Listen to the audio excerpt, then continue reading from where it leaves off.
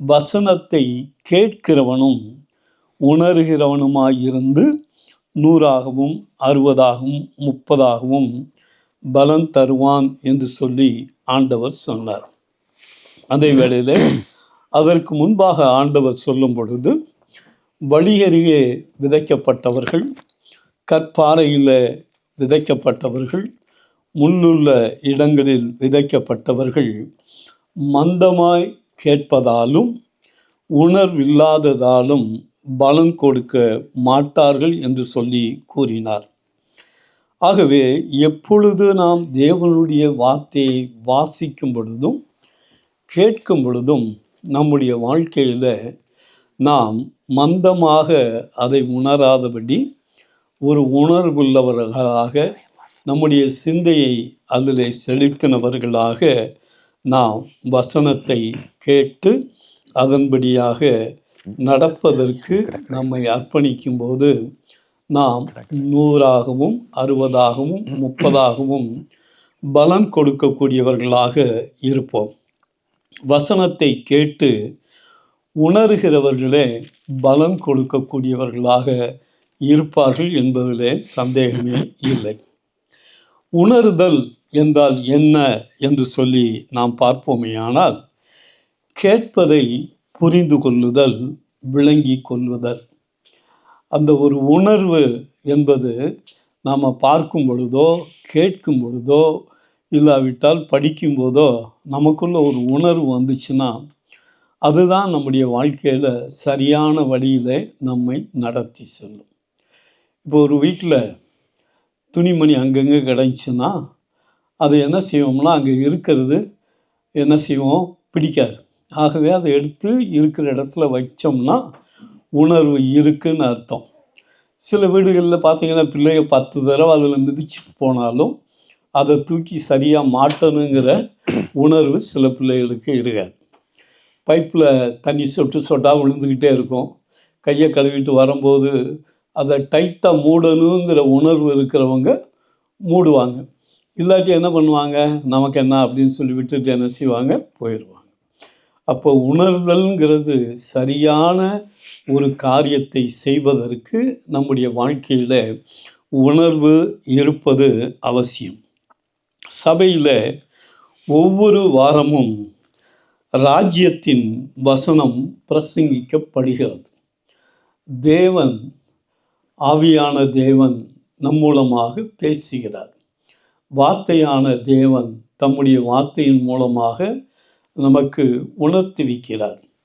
அப்படி இருக்கும் பொழுது நாம் அதை சரியாக கேட்டு உணர்ந்து செயல்படுவது அவசியமான காரியம். பலருக்கு உணர்வு இருக்கிறது, ஆனால் சிலருக்கு உணர்வு இல்லை. ஏன் வசனத்தை கேட்பதில் உணர்வு இல்லாத நிலை என்று சொல்லி நாம் பார்ப்போமேயானால், முதலாவதாக அங்கே பார்க்கும் பொழுது அந்த ஒரு உணர்வு இல்லாத நிலைமைக்கு போய்விடுகிறது. ஆனால் உலகத்தில் மற்ற காரியங்களிலே உணர்வு இருக்குது. ஒருவர் நம்ம திட்டார்னா ஒரு உள்ள உணர்வு வருது. உடனே நமக்குள்ள என்ன வருது, கோபம் வருது, வருத்தம் வருது, திரும்பி திட்டணுங்கிற அந்த ஒரு எண்ணங்கள் நம்முடைய வாழ்க்கையில் வருது. ஆனால் எவ்வளவு முறை வேத வசனத்தை கேட்டாலும் அதற்கு கீழ்ப்படிந்து நடக்க வேண்டும் என்றதான உணர்வு சிலருக்கு இல்லாத நிலைமையிலே போகிறது. அப்படி உணர்வு இல்லாதபடியினாலே என்ன நடக்கிறதுனா, வாழ்க்கையில் மாற்றமும் நடப்பது இல்லை, ஒழுங்கும் ஏற்படுவது இல்லை. காரணம், மாற்றமும் இல்லை, வாழ்க்கையில் ஒழுங்கும் இல்லைன்னா அதனுடைய அர்த்தம் என்னன்னு சொன்னாக்க, அதை சரியாக புரிந்து கொள்ளாத நிலைமையிலே இருப்பது தான். காரணம் என்ன, எனக்கு தெரியாததா, இத்தனை வருஷம் நான் பைபிள் படிச்சுக்கிருக்கேன், எனக்கு எல்லாமே தெரியும் அப்படின்னு சொல்லி அந்த அசட்டையான எண்ணங்கள் வருவதினாலே நம்முடைய வாழ்க்கையில் நாம் கேட்குறது மந்தமாக கேட்குறோம். ஓ, இந்த வசனமா, இதெல்லாம் எனக்கு தெரியும் அப்படின்னு. ஆனால் தேவனுடைய வார்த்தை கடலினும் மேலானது. ஆண்டவர் புதிதாக ஆண்டவர் நமக்கு கற்றுக் கொடுத்துக்கிட்டே இருப்பார். அதுக்கு அளவே கிடையாது. அப்போ தாகத்தோடு கூட தேவனுடைய வார்த்தையை நாம் புரிந்து கொள்வதற்கு ஆவல் உள்ளவர்களாக இருப்பது அவசியம். தாகம் உள்ளவன் மேல்தான் தேவன் தண்ணீரை ஊற்றுவார் என்று சொல்லி வேதத்தில் நாம் பார்க்கிறோம். அடிமைத்தனத்தில் இருந்து ஜனங்களை விடுவித்து வந்ததான தேவன் அவர்கள் எப்படி இருந்தார்கள் என்று சொல்லி பின் நாட்களிலே பார்க்கும் பொழுது, முதலாவதாக வரும்பொழுது சந்தோஷத்தோடு ஆடி பாடி மகிழ்ச்சியோடு வந்தாங்க. ஆனால் கொஞ்ச நாட்களுக்கு பின்னாடி முறுமுறுக்க ஆரம்பிச்சிட்டாங்க. அதுக்கு பின்னாடி என்ன செய்தார்கள் என்றால், எசேக்கியேல் 33:13 யாராவது வாசிங்க. எசேக்கியேல் 33:13 சத்தமாக வாசிங்க. அவைகளை ஜனங்களிடத்திலிருந்து புறப்பட 33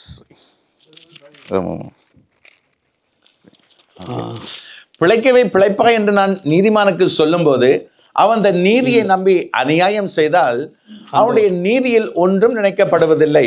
அவன் செய்த தன் அநியாயத்திலே சாவான். அந்த வசனம் இல்லை. அவங்க எந்த வசனம் சொன்னாக்க, அவர்கள் அது வேற ஒரு வசனம். அதாவது நாங்கள் இத்தனை தடவை வசனத்தை கேட்டாலும் அதை புரிஞ்சு கொள்ளாமல் இருக்கக்கூடியதான காரியம். அதை நான் தப்பாக குறிச்சிட்டேன்னு நினைக்கிறேன். சரி, அந்த வசனத்தில் ஜனங்கள் கூடி வருகிற வழக்கத்தின்படியே அவர்கள் கூடி வந்து கேட்பார்கள், ஆனாலும் அதன்படி நடக்க மாட்டார்கள் என்று சொல்லி அந்த வசனத்தில் கூறியிருக்கிறது.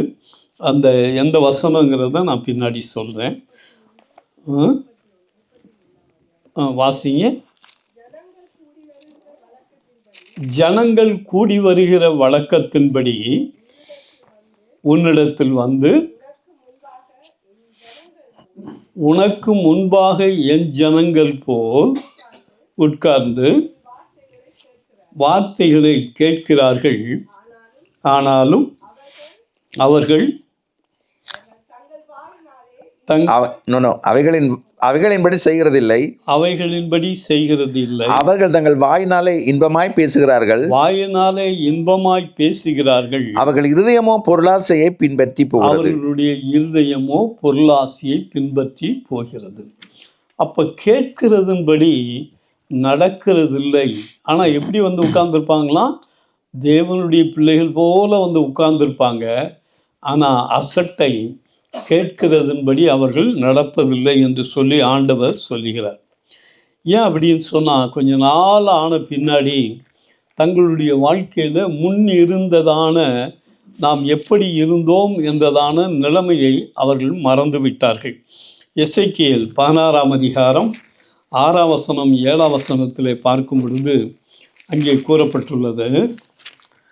எசேக்கியேல், நான் உன்னருகே கடந்து போகும்போது, நான் உன்னருகே கடந்து போனபோது மிதிக்கப்படுவதற்கு ஏதுவாய் நீ உன் ரத்தத்தில் கிடக்கிறதை கண்டு,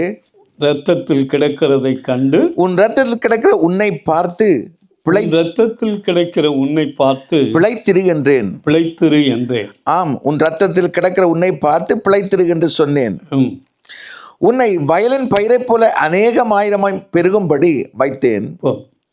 இங்கே ஆண்டவர் சொன்னார், ஒரு மனிதனுடைய வாழ்க்கையில நம்மை அவர் கடந்து செல்லும் பொழுது ஒருவேளை நமக்கு படிப்பு இருந்திருக்கலாம், வசதி இருந்திருக்கலாம்.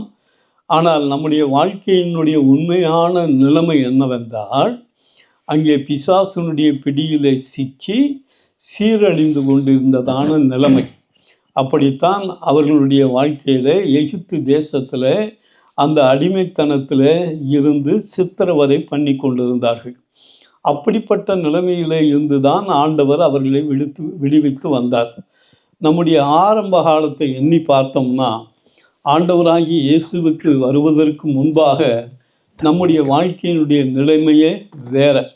ஆனால் கிருபையாக இறங்கி ஆண்டவர் நம்மை அந்த நிலைமையிலே இருந்து எடுத்து கொண்டு வந்து வயலின் பயிரை போல நம்ம என்ன செய்தாராம்? ஆசீர்வைத்தார். அந்த ஜனங்களே அப்படித்தான் ஆசீர்வைத்தார். நம்முடைய வாழ்க்கையிலே ஆண்டவர் ஆசீர்வதித்து வருகிறார். நம்முடைய வாழ்க்கையில் நாம் விரும்புகிறதான எல்லாம் நமக்கு கிடைக்காம இருக்கலாம்.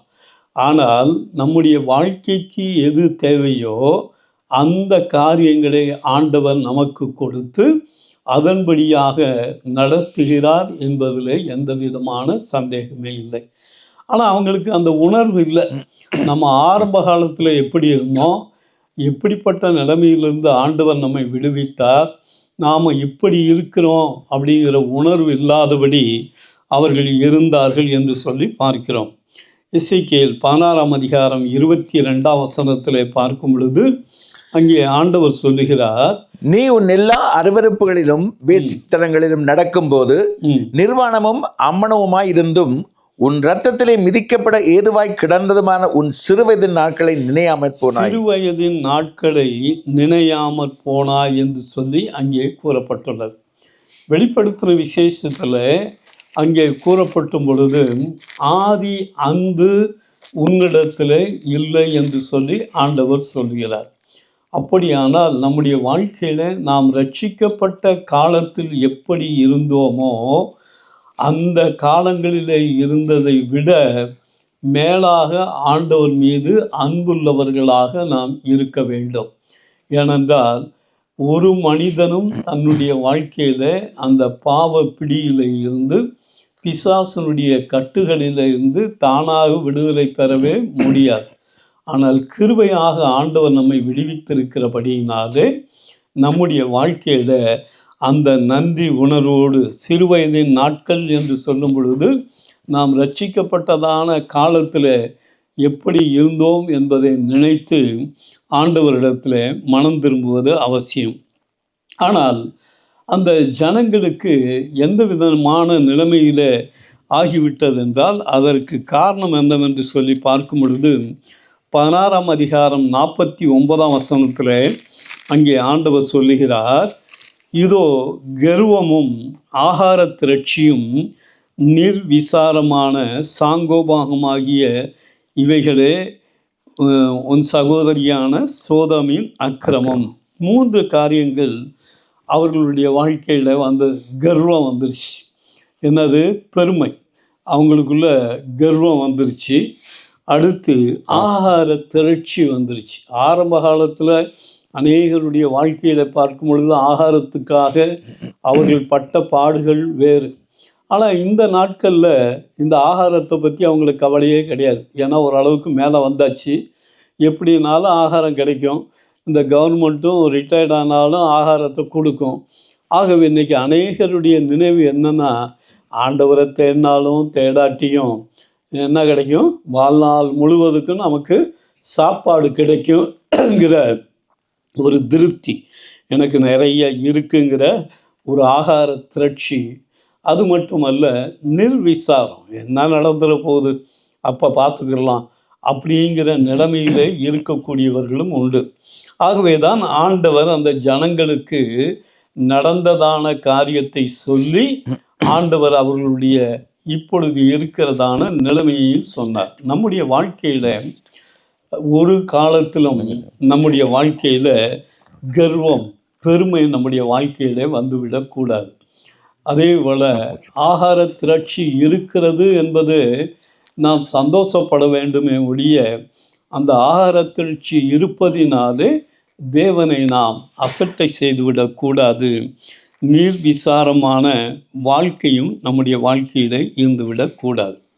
எசேக்கியேல் 17ஆம் அதிகாரத்தில் ஆண்டவர் ஒரு ஓமையை சொல்லி ஆண்டவர் வேதனைப்பட்டதான காரியத்தை அங்கே நாம் பார்க்கிறோம்.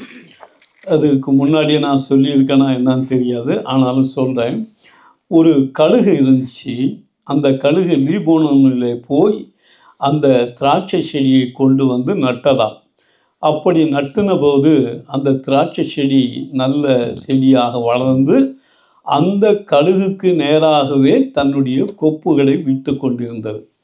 ஆனால் அது கொஞ்சம் நாட்கள் கழித்து நல்ல அடிமரமான பின்னாக என்ன செய்ததாம், அது மற்றொரு கழுகு இருந்துச்சு, அந்த கழுகுக்கு நேராக தன்னுடைய கொப்புகளை விட்டது என்று சொல்லி ஆண்டவர் அந்த ஓமையின் மூலமாக ஒரு காரியத்தை சொல்லி இந்த ஓமையை அங்கே ஆண்டவர் சொல்லுகிறதான காரியத்தை பார்க்கிறோம்.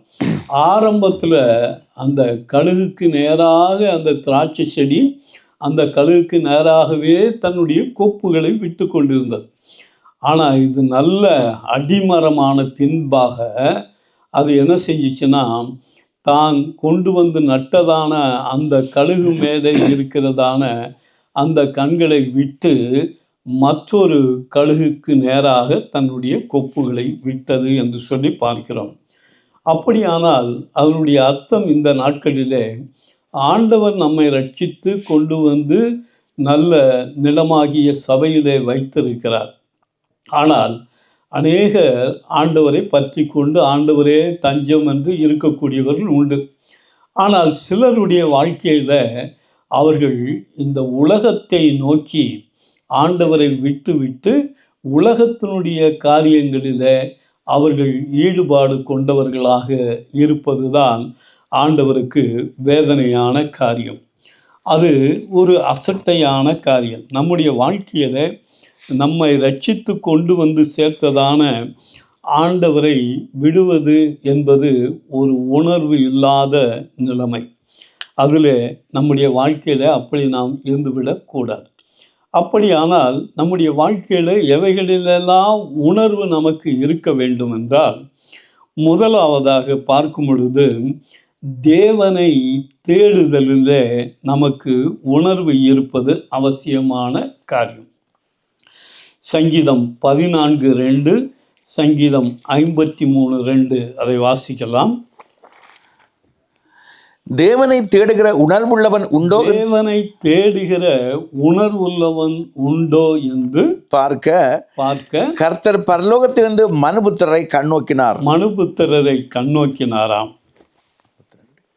53:2 தேவனை தேடுகிற உணர்வுள்ளவன் உண்டோ என்று பார்க்க தேவன் பரலோகத்திலிருந்து மனுபுத்திரை கண்ணோக்கினார்.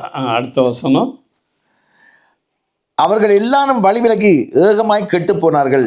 அவர்கள் எல்லோரும் வழி விலகி போனார்கள். தேவனை தேடிக்கொண்டிருந்ததான ஜனம் இப்பொழுது என்ன செய்தார்கள் என்றால், தேவனை தேடாது விட்டு விட்டதான நிலைமையிலே பார்க்கிறோம். கேட்டால் சொல்லுவாங்க, நாங்கள் ஆண்டவர் இயேசுவை தாங்க கும்பிட்றோம்.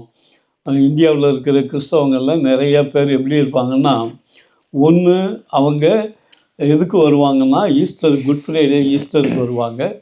ரெண்டாவது கிறிஸ்மஸ்க்கு வருவாங்க. மூணாவது நியூ இயருக்கு வருவாங்க. அவங்களும் என்ன தான் சொல்லுவாங்க, நாங்களும் கிறிஸ்தவங்க தான், கிறிஸ்தவ கோயிலுக்கு தான் போகிறோம் அப்படின்னு சொல்லுவாங்க. அது தேடுதல் ஆகாது. தேவனை தேடுகிறது என்பது நம்முடைய வாழ்க்கையில் ஆரம்பத்தில் நாம் எப்படி ஆண்டவர் மேலே அன்பாக இருந்தோமோ அதே போல் ஆண்டவரை பற்றி கொண்டு அன்பாக இருப்பது அவசியமான காரியம். இன்றைக்கும் சபைகளில் இருக்கிற ஜனங்கள் கூட காலையில் ஒரு 5 நிமிஷம் ஜெபம் பண்ணுவாங்க, ராத்திரி ஒரு 5 நிமிஷம் ஜெபம் பண்ணுவாங்க, அவ்வளோதான். கேட்டால் நாங்கள் ஆண்டவரை தான் தேடுறோம், காலையில் பைபிள் படிக்கிறோம், ராத்திரிக்கு பைபிள் படிக்கிறோம்னு சொல்லுவாங்க. ஒரு மனுஷனுடைய வாழ்க்கையில் காலையில் ஒரு இடியாப்பம் சாப்பிட்றாங்கன்னு வச்சுக்கோங்க. ஒரு இடியாப்பம் சாப்பிட்றவங்கள என்ன தான் சொல்லுவாங்க, சாப்பிட்டேன்னு தான் சொல்லுவாங்க. காலையில் 20 இடியாப்பம் சாப்பிட்றவங்கள என்ன தான் சொல்லுவாங்க, சாப்பிட்டேன்னு தான் சொல்லுவாங்க. ஆனால் அதுக்கு இதுக்கு என்ன இருக்குது, வித்தியாசம் இருக்குது. அது பெயரளவில் ஒரு இடியாப்பத்தை சாப்பிட்றோம், ஆனால் 20 இடியாப்பம் சாப்பிடும்போது என்ன இருக்கும், ஒரு திருப்தி வரும். அதே போல் நம்முடைய வாழ்க்கையில தேவனை தேடுகிறதான காரியத்தில் ஒரு திருப்தி நம்முடைய வாழ்க்கையில் இருக்கணும். இன்றைக்கி ஆண்டவருடைய சமூகத்தில் போனேன், ஆண்டவரை துதித்து அவருடைய வார்த்தையை வாசித்து ஆண்டவருடைய சமூகத்தில் ஜெபிச்சேங்கிற அந்த ஒரு திருப்தி தான் தேவனை தேடக்கூடியதான ஒரு காரியம். இல்லாட்டி அப்படியே போக போக போக என்ன ஆகும்னா, பெயருக்கு கிறிஸ்தவங்களாக மாறிவிடக்கூடிய சூழ்நிலைகள் இருக்கிறது. ஆகவே ஒவ்வொரு நாளும் நாம் தேவ சமூகத்தை தேடும். ஒரு அரை மணி நேரமோ 1/4 மணி நேரமோ 3/4 மணி நேரமோ திருப்திய ஆண்டவருடைய சமூகத்தில் உட்கார்ந்து ஜெபிக்கிறது அவசியமான காரியம். அது மட்டும் இல்லை, சிலர் என்ன செய்வாங்கன்னா, நினச்சா ஆராதனைக்கு வருவாங்க, இல்லாவிட்டால் என்ன செய்ய மாட்டாங்க, ஆராதனைக்கு வரமாட்டாங்க. ஏதாவது ஒரு சின்ன காரியம்னா, ஒரு கால் வலினா ஆராதனைக்கு வரமாட்டாங்க, ஒரு சின்ன தலைவலினா ஆராதனைக்கு என்ன செய்ய மாட்டாங்க, வரமாட்டாங்க. ஆனால் வேலைக்கு போகிறதுன்னு என்ன பரவாயில்ல, காசு இவ்வளோ காசு போயிடும், எப்படியா கஷ்டப்பட்டு வேலைக்கு போயிடலாம் அப்படின்னு சொல்லி வேலைக்கெல்லாம் போகிறதுக்கு உணர்வு இருக்குது. ஆனால் வாரத்தில் ஒரு நாள் தேவனை தேடுவதற்கு, ஆராதனைக்கு வருவதற்கு முடியலை. அதே போல தான் சிலருடைய வாழ்க்கையில் அந்த உணர்வு இருந்துச்சுன்னா நேரத்துக்கு வந்துடுவாங்க ஆராதனைக்கு. ஆனால் சில பேருக்கு உணர்வு இல்லைன்னு என்ன பண்ணுவாங்க, பைய போவோம், இப்போ என்ன பாட்டு தானே பாடிக்கிருப்பாங்க அப்படிங்கிற நிலைமையில் இருக்கக்கூடியவங்களும் உண்டு. அப்படிப்பட்டதான நிலைமை, அப்படி வரக்கூடியதான காரியம் உணர்வில்லாத நிலைமையாகும். அது தேடுவதா ஆகாது. ஏனென்றால் ஆண்டவர் மத்தேயு 6:33 சொல்லும் பொழுது, முதலாவது தேவனுடைய ராஜ்யத்தையும் அவருடைய நீதியையும் தேடுங்கள், அப்பொழுது உங்களுக்கு சகலமும் கூட கொடுக்கப்படும். முதலாவது தேவனை தேடணும்னு சொன்னால் எந்த காரியமாய் இருந்தாலும் முதலாவதாக தேவனை தேடக்கூடிய, காலையில் எழுந்திரிச்ச உடனே நாம் எதுவாக இருந்தாலும் என்ன செய்யணும், முதல்ல தேவனுக்கு நன்றி சொல்லணும். நாம் படுக்கிறோம், திருப்பி உயிரோடு எழும்புறது நம்ம கையில் ஒன்றுமே கிடையாது. ஆண்டவர் தான் என்ன செய்கிறாரு, ஜீவனை கொடுக்கறதுனால தான் நம்ம காலையில் எந்திரிக்கிறோம். யாரும் உறுதியாக நாளை காலையில் நான் உயிரோடு எழும்புவேன்னு சொல்லி உறுதியாக சொல்ல முடியாது. ஏன்னா ஜீவன் யாருடைய கையில் இருக்குது, ஆண்டவருடைய கையில் இருக்குது. ஆண்டவர் கிருபையாக இறங்கி ஜீவனை கொடுக்கிறார். அப்படி ஆண்டவர் விரும்புகிற காரியம் ஃபஸ்ட்டு, முதலாவது. என்னுடைய வாழ்க்கையில் இதுவரைக்கும் காலையில் எழும்பி நான் வேதம் வாசிக்காமல் ஜெபிக்காமல் சாப்பிடவே மாட்டேன். அது நான் ஒரு தீர்மானமாக எடுத்து வச்சிருக்கிற காரியம். அப்போ எந்த ஒரு காரியமாக இருந்தாலும் ஆண்டவரை பிரியப்படுத்துவது தான் நம்முடைய நோக்கமாக இருக்க வேண்டுமே ஒழிய மற்ற காரியங்கள் இந்த உலகத்தில் எல்லாமே போயிடும். ஆனால் ஆண்டவரை தேடும் பொழுது ஆண்டவர் நம்முடைய வாழ்க்கையில் ஒரு பெரிய காரியங்களை ஆண்டவர் செய்வார் என்பதிலே சந்தேகமே இல்லை. ஆகவே நம்மை ரட்சித்து ஆசீர்வதித்து வருகிற தேவனை, சமாதானத்தோடு வழிநடத்தி வருகிற தேவனை முழு இருதயத்தோடு கூட, முழு பலத்தோடு கூட முதலாவதாக நாம் தேட வேண்டும் என்று சொல்லி ஆண்டவராகிய இயேசு சொன்னார். அப்படியானால் தேவனோடு நல்ல உறவு நம்முடைய வாழ்க்கையில் இருப்பது அவசியமான காரியம். ஆண்டவர் நம்மை தெரிந்து கொண்டதனுடைய நோக்கம், மனுஷனை ஆண்டவர் படைச்சதனுடைய நோக்கமே என்னன்னாக்க, அவனோடு கூட ஆண்டவர் அங்கே உறவு கொள்ளும்படியாகத்தான் மனுஷனை படைத்தார். கோடான கோடி தேவ தூதர்கள் இருந்தாலும் அந்த தேவ தூதர்களோடு ஆண்டவர் ஐக்கியப்பட விரும்பவில்லை. அதனால தான் மனுஷனை மண்ணினாலே உருவாக்கி அவனுக்கு ஜீவ சுவாசத்தை ஊதி அவனோடு டெய்லி வந்து ஆண்டவர் என்ன செஞ்சார்னா அவனோடு கூட அங்கே சம்பாதித்தார் என்று சொல்லி அங்கே நாம் பார்க்கிறோம். அப்போ தேவனுடைய மனசெல்லாம் என்னன்னாக்க, மனிதர்களாகிய நம்மோடு கூட இருக்க வேண்டும் என்பது தான் தேவனுடைய பிரியம். ஆதாம் ஏவாள் பாவம் செய்தபோது அவர்கள் வேறு வழியே இல்லை. ஆண்டவர் என்ன செய்யணும், அவர்களை சேர்க்க முடியாது. ஏனென்றால் இவர் ஒளியான தேவன், அவங்க இருளுக்குள்ளே போயிட்டாங்க. இருளுக்குள்ளே போன பின்னாடி ஒளியும் இருளும் ஒன்றா சேர்ந்திருக்க முடியாது. ஆகவே ஆண்டவர் அவர்களை தன்னுடைய நீதியின்படியாக தள்ளிவிட்டாலும் ஆண்டவர் அவர்களை வெறுத்து விடவில்லை, நேசித்தார். ஆகவே தான் ஒரு ஆட்டை, ஒரு மிருகத்தை அடித்து தோலுடைய உண்டாக்கி அங்கே அதற்கான பலியை செலுத்தி அந்த காரியங்களை செய்தார் என்று சொல்லியும், அதற்கு பின்பாக பலியினாலே உடன்படிக்கை பண்ணி அவர்களோடு கூட இருந்து அவர்களுடைய காரியத்தை செய்தார். அதற்கு பின்பாக நாம் பார்க்கிறோம், அங்கே இஸ்ரவேல் ஜனங்களை எகிப்திலே இருந்து மீட்டு கொண்டு வந்தபோது மேக ஸ்தம்பத்தினாலும் அக்னி ஸ்தம்பத்தினாலும் அவர்களை வழி நடத்தினார். அப்போ ஆண்டவரை பாவம் செஞ்சு தான் போட்டோம் அப்படின்னு சொல்லி விட்டுட்டு போல, அவர்களை நேசித்தபடினாலே அவர் என்ன செஞ்சார், அப்படியே அவர் கூட வந்தார். அதற்கு பின்பாக உடன்படிக்கை பெட்டியை உண்டாக்கி சொல்லி கூட இருந்தார். ஆசரிப்பு கூடாரத்தை உண்டாக்கி அதன் மூலமாக இருந்தார். அதற்கு பின்பாக சாலமோன் தேவனுடைய ஆலயத்தை கட்டின போது 2 நாளாகமத்தின் புஸ்தகம் 7ஆம் அதிகாரம் 10ஆம் வசனம் என்று நினைக்கிறேன். பாருங்கள், 2 நாளாகமும் 7ஆம் அதிகாரம்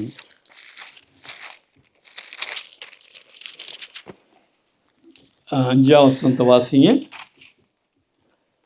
ராஜாவாகிய சாலமோன் 20,000 மாடுகளையும் 20,000 மாடுகளையும் 120,000 ஆடுகளையும் பலியிட்டான். 120,000 ஆடுகளையும் பலியிட்டான். இவ்விதமாய் ராஜாவும் சகல ஜனங்களும் தேவனுடைய ஆலயத்தை பிரதிஷ்டை பண்ணினார்கள். தேவனுடைய ஆலயத்தை பிரதிஷ்டை பண்ணினார்கள்.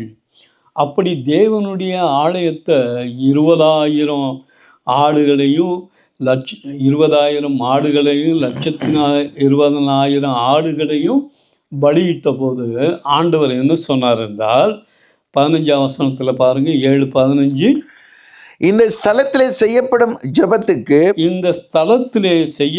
ஜெபத்திற்கு என் கண்கள் திறந்தவைகளும் என் செவிகள் கவனிக்கிறவர்களுமாய் இருக்கும் என்று சொல்லி அங்கே ஆண்டவர் சொன்னார். நாம இந்த நாட்களில் அந்த மாதிரி ஒவ்வொரு மனுஷனும் 1,000 ஆடுகளையும் மாடுகளையும் பலியிட முடியாது. ஆனால் ஆண்டவர் இயேசு நமக்காக பலியானபடியினாலே இப்பொழுது ஆண்டவர் என்ன செய்கிறாரு, நம்முடைய மத்தியில் நம்மோடு கூட இருக்கிறார். அவருடைய இரத்தத்தினாலே மீட்கப்பட்டதான ஜனங்கள் மத்தியில் அங்கே ஆண்டவர் என்ன சொல்கிறார் என்றால், இந்த ஸ்தலத்தில் நாம் கூடி வருகிறதான ஜெப ஆலயத்தில், தேவனுடைய ஆலயத்தில் ஆண்டவர் சொல்லுகிறார், இங்கே செய்யப்படும் ஜெபத்திற்கு என் கண்கள் திறந்தவைகளும் செவிகள் கவனிக்கிறவர்களுமாய் இருக்கும் என்று சொல்லி ஆண்டவர் சொன்னார். இந்த காலத்தில் அந்த மாதிரி ஒரு மனுஷனும் பலி செலுத்த முடியாது. ஆனால் ஆண்டவராகிய இயேசு தம்முடைய இரத்தத்தை சிந்தினபடியினாலே நம்முடைய வாழ்க்கையில் நாம் எல்லாரும் இரத்தத்தால் மீட்கப்பட்டவர்களாக கூடியிருக்கும்போது அந்த கிருபையை ஆண்டவர் நமக்கு கொடுக்கிறார். அதற்கு பின்பாக வேதத்தில் நாம் பார்க்கும் பொழுது ஆண்டவர் இந்த பூமிக்கு மனுஷீகத்தில் வந்து தம்முடைய ஜனங்களோடு கூட அவர் உலாவினார். அதன் பின்பாக அவர் மரித்து உயிரோடு எழுந்த பின்பாக இன்றைக்கு ஆவியானவராக நமக்குள்ளே வாசம் செய்கிறார். அப்படியானால் ஆரம்பம் முதல் இதுவரைக்கும் நம்முடைய வாழ்க்கையில் ஆண்டவர் செய்கிற காரியம் என்னவென்றால், நம்மோடு கூட இருப்பது தான் அவருக்கு பிரியமான காரியம். தாய் தகப்பன் பிள்ளையோடு இருக்கிறதை விரும்புவது போல நம்முடைய வாழ்க்கையில் ஆண்டவர் நம்மோடு கூட இருக்கத்தான் விரும்புகிறார். அப்படியானால் நாம் செய்ய வேண்டிய காரியம் என்னவென்றால், தேவனோடு நல்ல உறவில் நாம் இருப்பது அவசியம். அப்போ தேவனோடு நல்ல உறவு எப்போ இல்லாமல் போகும்னா, வேதம் சொல்லுகிறது, உங்களுடைய பாவங்களும் உங்களுடைய அக்கிரமங்களுமே தேவனுக்கும் உங்களுக்கும் நடுவாக பிரிவினையை உண்டாக்குகிறது என்று சொல்லி.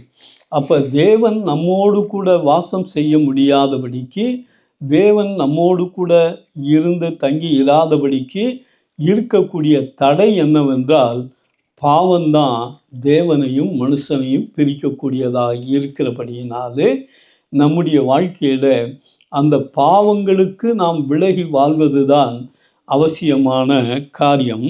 தேவனோடு நல்ல உறவு நம்முடைய வாழ்க்கையில் இருப்பது அவசியம். யோபு 22:21 அவர் சொல்லும் பொழுது வாசிங்க.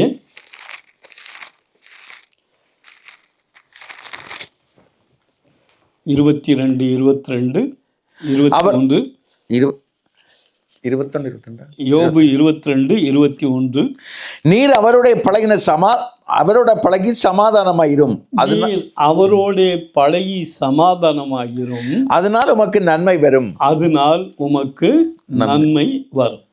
நம்முடைய வாழ்க்கையில ஆண்டவரோடு பழகி, நம்முடைய வாழ்க்கையில ஆண்டவரோடு நாம் பேசுவதும் ஆண்டவர் நம்மோடு கூட பேசுவதையும் கேட்டு அப்படி வாழும் பொழுது நம்முடைய வாழ்க்கையில நமக்கு நன்மை உண்டாகும் என்று சொல்லி யோபு புஸ்தகத்தில் அந்த நண்பர்கள் அங்கே கூறுகிறதான காரியத்தை குறித்து பார்க்கிறோம். ஏதோ ஆண்டவர் எங்கேயோ இருக்கிறார் என்று அல்ல. ஆண்டவர் நாம் எப்போ அவருடைய சமூகத்தில் போனாலும் அவர் நம்மோடு கூட பேசக்கூடிய தேவன். அப்படியானால் தேடுவதில் நமக்கு இருக்கக்கூடிய காரியம் என்னன்னாக்க, அவரோட ஐக்கியப்படக்கூடியவர்களாக இருப்பது அவசியம். ரோமர் 1:21 பார்க்கும் பொழுது, அங்கே உணர்வு இல்லாவிட்டால் இருதயம் இருளாகிவிடும். வாசிங்க.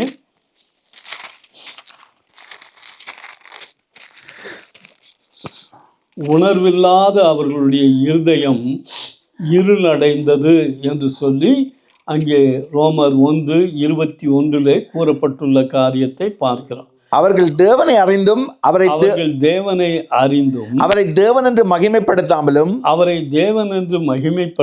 ஸ்தோத்தரியாமலும் இருந்து தங்கள் சிந்தனைகளினாலே வீணரானார்கள்.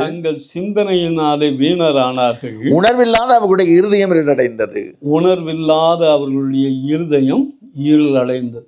தேவனை ஒரு மனுஷன் தேடாம அப்படியே விட்டுக்கிட்டே போகும்போது என்ன ஆகும்னா, கடைசியில் பழைய நிலைமைக்கு வந்துடும், இருளடைந்த நிலைமைக்கு வந்துவிடும். ஆகவே தான் ஆண்டவரே சொன்னார், என்னை தேடுங்கள் என்று சொல்லி ஆண்டவர் சொன்னார். ஏசாயாவின் புஸ்தகம் 45:19 தேவன் சொல்லும் பொழுது, விருதாவாக என்னை தேடுங்கள் என்று நான் சொல்லவில்லை என்று சொல்லி அங்கே கூறப்பட்டுள்ள காரியத்தை பேசி பார்க்கிறோம். விருதாவாக என்னை தேடுங்கள் என்று நான் யாக்கோபின் சந்ததிக்கு சொன்னதில்லை. அப்படின்னா என்ன, நாம் ஆண்டவரை தேடும்போது ஆண்டவர் நம்முடைய வாழ்க்கையினுடைய காரியங்களை அவர் செய்வார், நமக்காக கிரியை செய்வார். ஆகவே தான் ஆண்டவர் அங்கே சொல்லும்போது, நீங்கள் விருதாவா தேட வேண்டாம், நீங்கள் என்ன தேடுகிறீர்களோ அதற்குரிய பலனை நீங்கள் பெறுவீர்கள். எபிரேயர் 11:6 பார்க்கும் பொழுது, தேடுகிறவர்களுக்கு தேவன் பலன் அளிப்பார் என்று சொல்லி கூறப்பட்டுள்ளது. அப்போ தேடும்போது நம்முடைய வாழ்க்கையில் ஆண்டவர் நன்மையான காரியங்களை செய்வார். வேதத்தில் எத்தனையோ பேருடைய வாழ்க்கையிலே பார்க்கிறோம், அவர்கள் எல்லாம் தேவனை தேடின போது அவர்கள் என்ன செய்தார்கள் என்றால், ஆண்டவர் அவர்களோடு கூட இருந்து கிரியை செய்தார். யோசபாத்தினுடைய வாழ்க்கையை 2 நாளாகமத்தின் புஸ்தகம் 17:4 பார்க்கும் பொழுது, அவன் ஒரு பெரிய ராஜா. அந்த ராஜா அவனுக்கு அரண்மனையில் உல்லாசமாக வாழக்கூடிய எத்தனையோ களியாட்டுகள் எல்லாம் இருந்துச்சு. ஆனால் அவன் என்ன செஞ்சான்னு சொல்லி வேதம் சொல்லுதுன்னா, தன் தகப்பனுடைய தேவனை தேடி இஸ்ரவேலுடைய செய்கைகளின்படி நடவாமல் அவர்களுடைய கற்பனைகளின்படி நடந்து கொண்டான். தேவனை தேடுகிற ஒரு மனிதனாக இந்த ராஜா இருந்தார். அதே போல் பல ராஜாக்கள் அப்படி இருந்தார்கள். ஆனால் பல ராஜாக்கள் தேவனை தேடாதபடிக்கு பாகால்களை தேடினதினாலே அழிந்து போனார்கள் என்று சொல்லி வேதத்தில் பார்க்கிறோம். இது ஒரு புராணம் இல்லை, பைபிள், இது சரித்திரம். இன்றைக்கும் அந்த இஸ்ரவேல் தேசம் இருக்குன்னாக்க, அந்த காலங்களில் ஒவ்வொரு நாள்லையும் அங்கே ராஜாக்களின் புஸ்தகத்தில் 4ஆம் புஸ்தகத்தில் என்னென்ன நடக்கிறதெல்லாம் எழுதிட்டு வருவாங்க. அதே போல் தான் இது புராணம் கிடையாது, மற்ற காரியங்கள் போல் இது சரித்திரம் நடந்ததான ஒரு காரியம். அப்படி இந்த யோசபாத் தேவனை தேடின போது நடந்தது என்னன்னு சொன்னாக்க, கொஞ்ச நாள் கழித்து அவன் என்ன செஞ்சான்னா, இஸ்ரவேலின் ராஜாவாகிய ஆகாபோடு கூட அவன் சம்பந்தம் கலந்தான். அப்படி அவன் சம்பந்தம் கலந்தபடியினால அந்த ஆகாப் என்ன செஞ்சான்னா, ஒரு தடவை நீ என்னோடு கூட ராமாவுக்கு போருக்கு வா என்று சொல்லி கூப்பிட்ட போது அவன் சொன்னான் வர்றேன் அப்படின்னு சொல்லிட்டு போகிறான். ஆனால் அந்த ஆகாப் என்ன சொன்னான்னா, நான் ஒரு சாதாரண ஆளாக இருந்துக்கிறேன், நீ இஸ்ரவேலின் ராஜாவை போல வேடம் போட்டு நீ போகிற நடத்துன்னு அவன்கிட்ட சொல்லிடுறான். இவன் யூத ராஜா, நல்ல ராஜா, அந்த இஸ்ரவேலின் ராஜா நல்ல ராஜா இல்லை. ஆனால் அவன் நீ இஸ்ரவேலின் ராஜாவை போல போகிற நடத்துன்னு சொன்னபோது அவன் என்ன பண்ணிட்டான், இஸ்ரவேலின் ராஜாவை போல ஆடை அணிந்து அவன் ரதத்தில் ஏறி போருக்கு போகிறான். ஆனால் சீரிய படையினுடைய ராஜா என்ன சொல்லி அனுப்புகிறான்னா, நீங்கள் யாரோடையும் சண்டை போட வேண்டாம், நீங்கள் யாரை மாத்திரம் கொன்று போடுங்க, அந்த இஸ்ரவேலின் ராஜாவை மட்டும் கொன்று போடுங்க என்று சொன்னபோது அவங்க என்ன செஞ்சாங்கன்னு சொன்னாக்க எல்லாம் இவங்களை சூழ்ந்து நின்றுட்டாங்க. ஏன்னா ஒரு மனுஷன் இவனை சுற்றி ரதங்களின் தலைவர் எல்லாம் வில்லோடு நிற்கும் போது அடுத்த நிமிஷத்தில் அவன் செத்துப்பான்.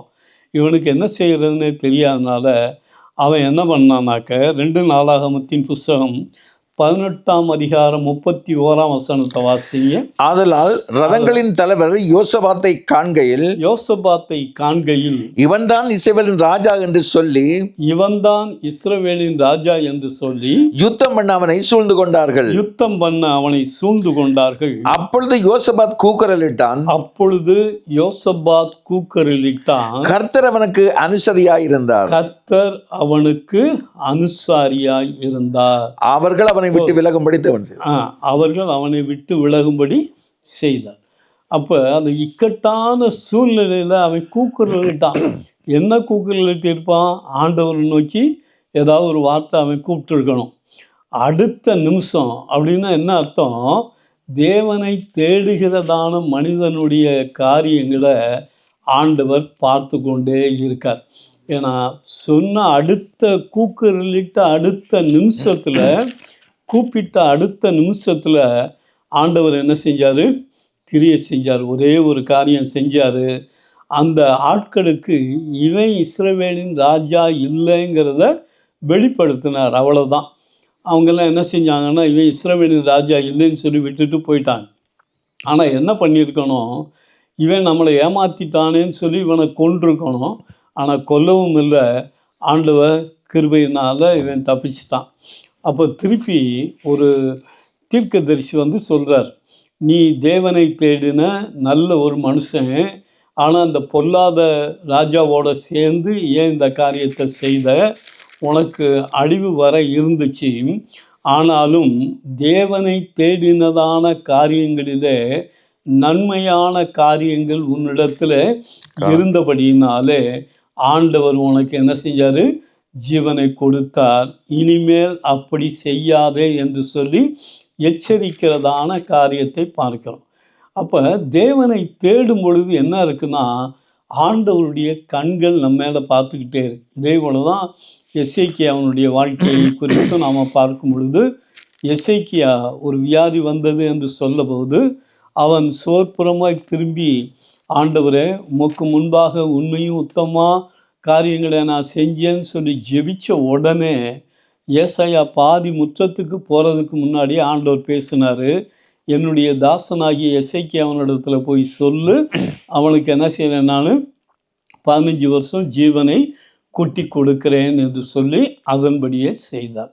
அப்படின்னா தேவனை தேடுகிறது ஒரு நாளும் என்ன செய்யாது? வீணாக போய்விடாது. நான் ரட்சிக்கப்படுவதற்கு முன்பாகவே நான் உங்களுக்கு சொல்லியிருப்பேன், பெயருக்கு கிறிஸ்தவனாக மாறினாலும் டெய்லி வேதத்தை வாசிப்பேன். நான் தேவனை தேடுறதில் ரொம்ப அக்கறையாக இருந்தேன். காலையில் நான் ரட்சிக்கப்படாத காலம், நான் கண்டக்டராக வேலை பார்த்தேன். காலையில் 6 மணிக்கு பஸ் ஸ்டாண்டில் போய் டிக்கெட் ஏற்றி ஆளுகளெல்லாம் கூட்டிகிட்டு வரணும். நான் டெப்போலேருந்து வரும்போதே ஒரு சர்ச் இருக்கும். உடனே நான் என்ன பண்ணுவேன், அந்த சர்ச்சுக்கிட்ட வரும்போது ஸ்லோ பண்ண சொல்லி இறங்கிட்டு, நீ போய் ஆட்களை கூட்டிகிட்டு வா, நான் வந்துடுறேன் அப்படின்னு சொல்லி டிரைவர்கிட்ட சொல்லிவிட்டு, அங்கே ஒரு சர்ச் இருக்கும். சும்மா நான் போவேன். எனக்கு ஒழுங்காக ஜெபம் பண்ணவும் தெரியாது. ஆனாலும் அந்த சர்ச்சுக்குள்ளே போய் என்ன செய்வேன், ஜெபம் பண்ணிவிட்டு சும்மா வந்துடுவேன் நான். அப்போது காலையில் எந்திரிச்சோன்னே ரட்சிக்கப்படாத காலத்திலேயே ஆண்டவரை தேட ஆரம்பித்தேன். அதுக்கு பின்னாடி என்னுடைய வாழ்க்கையில் பல விதத்துலேயும் நான் தேவனை தேடிக்கிட்டே இருந்தேன். ஆனால் ரட்சிப்பு இல்லாதபடியினாலே என்னுடைய வாழ்க்கையில் அந்த பாவத்தையும் நான் செய்து கொண்டே வந்தேன். ஆனால் அதுக்கு பின்னாடி வாழ்க்கையில் வித்தியாசமான நிலைமைக்கு போன போதும் ஆண்டவர் நான் மரிக்கும் தருவாயில் ஆண்டவர் எனக்கு ஜீவனை கொடுத்து ஆண்டவர் நடத்தினார். அதுக்கு பின்னாடி ரட்சிக்கப்பட்டதுக்கு பின்னாடியும் காலையில் 4 மணிக்கு எழுந்திரிச்சா 7 மணி 7:30 மணி வரைக்கும் நேர் முழங்காலே நின்று ஆண்டவருடைய சமூகத்தில் ஜெபிக்க ஆரம்பிப்பேன். வேதத்தையும் படிப்பேன். மதியானத்தில் 1 மணி நேரம் ஜெபம் பண்ணுவேன். நைட்டில் ஒரு 1/2 மணி நேரம் அந்த மாதிரி ஜெபம் பண்ணக்கூடியவனாக இருப்பேன். அந்த மலைகள் அந்த பகுதியில் இருக்கும், நான் இருந்த இடங்களில் அந்த மலைப்பகுதியில் போய் உட்காந்து ஜெபம் பண்ணுவேன், காடுகளில் போய் ஜெபம் பண்ணுவேன். இப்படியே எல்லா இடங்களிலையும் ஜெபம் பண்ண ஆரம்பித்தேன். அது என்னை அறியாமலே அந்த ஒரு உணர்வு, தேவனை தேடணுங்கிற ஒரு உணர்வு இருந்ததுனால அப்படிப்பட்ட காரியத்தை செஞ்சேன். அது ஒரு காலத்துலையும் வீணாக போகவே இல்லை. ஆண்டவருக்கு பயன்படும்படியாக ஆண்டவர் தம்முடைய கரங்களை எடுத்து பல நாடுகளிலேயும் சென்று பலருக்கும் தேவனுடைய வார்த்தையை பிரசங்கிக்க ஆண்டவர் கிருபை செய்திருக்கிறார். ஆகவே நாம் தேவனை தேடும் பொழுது நம்முடைய வாழ்க்கையினுடைய காரியங்களிலே ஆண்டவர் பொறுப்படுத்தி அந்த காரியங்களை செய்வார் என்பதிலே சந்தேகமே இல்லை. சங்கீதம் 105:4 பார்க்கும் பொழுது அங்கே சங்கீதக்காரர் கூறுகிறார், வாசிங்க. சங்கீதம் 105:4.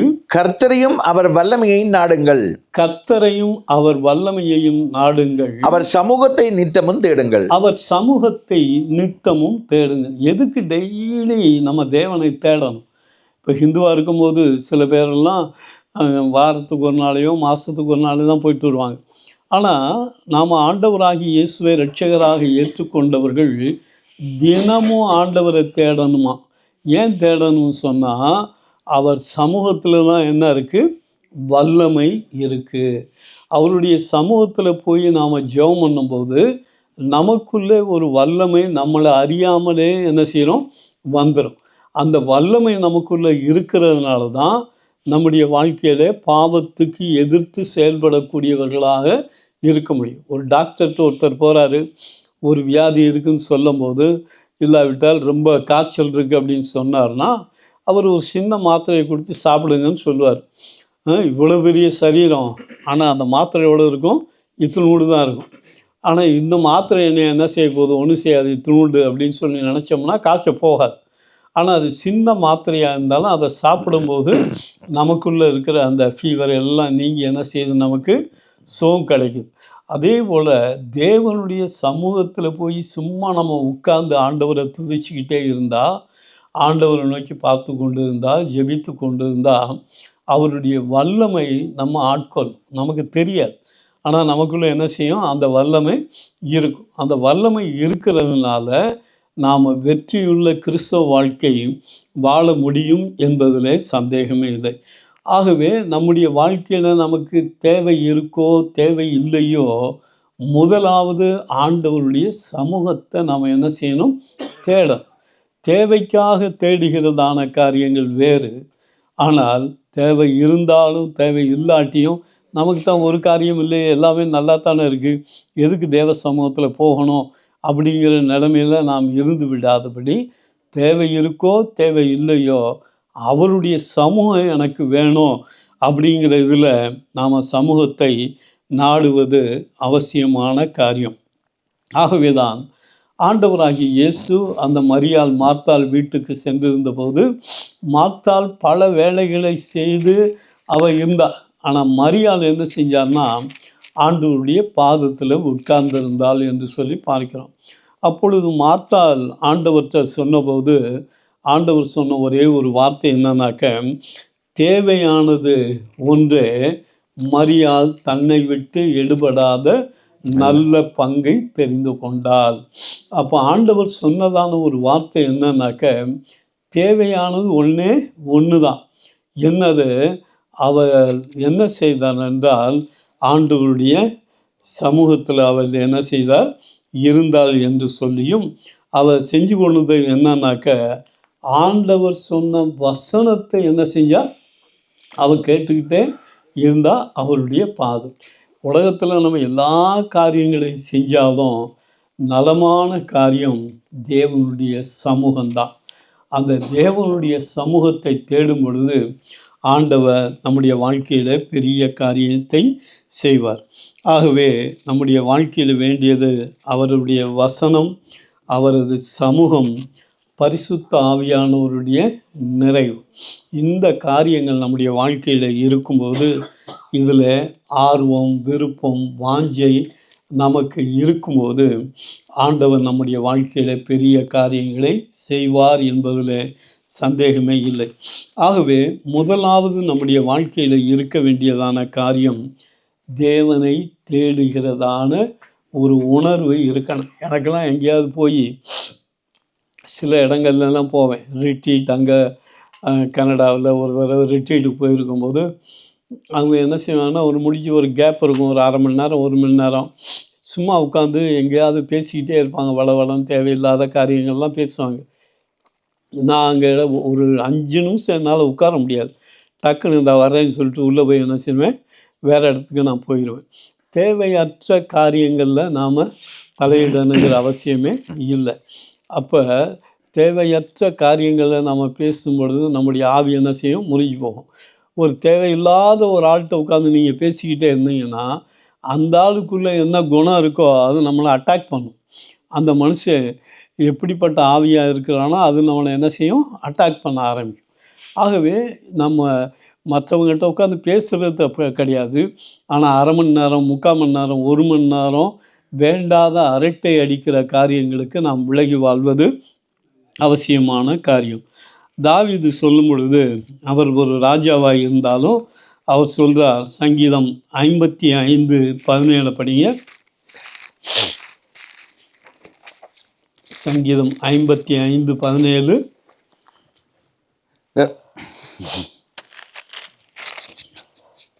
இருக்கா? அந்தி சந்தி மத்தியான வேளைகளிலும் அந்தி சந்தி மத்தியான வேளைகளிலும் நான் தியானம் பண்ணி முறையிடுவேன். நான் தியானம் பண்ணி முறையிடுவேன். அவரின் சத்தத்தை கேட்பார். அவர் என் சத்தத்தை கேட்பார். அந்தி சந்தி மத்தியானம், காலையில் மத்தியானம் ராத்திரி தேவனுடைய வார்த்தையை தியானம் பண்ணி ஆண்டவரிடத்தில் என்ன செய்வார், ஜெபிப்பேன் என்பதாக சொல்கிறார். அவர் ராஜா, அரண்மனையில் எத்தனையோ வேலைகள் இருக்கும், எதிரி படைகள்லாம் இருக்கும் பொழுது அவருக்கு பலவிதமான காரியங்கள் இருக்கும், மனைவி பிள்ளைகள் இருந்தாங்க.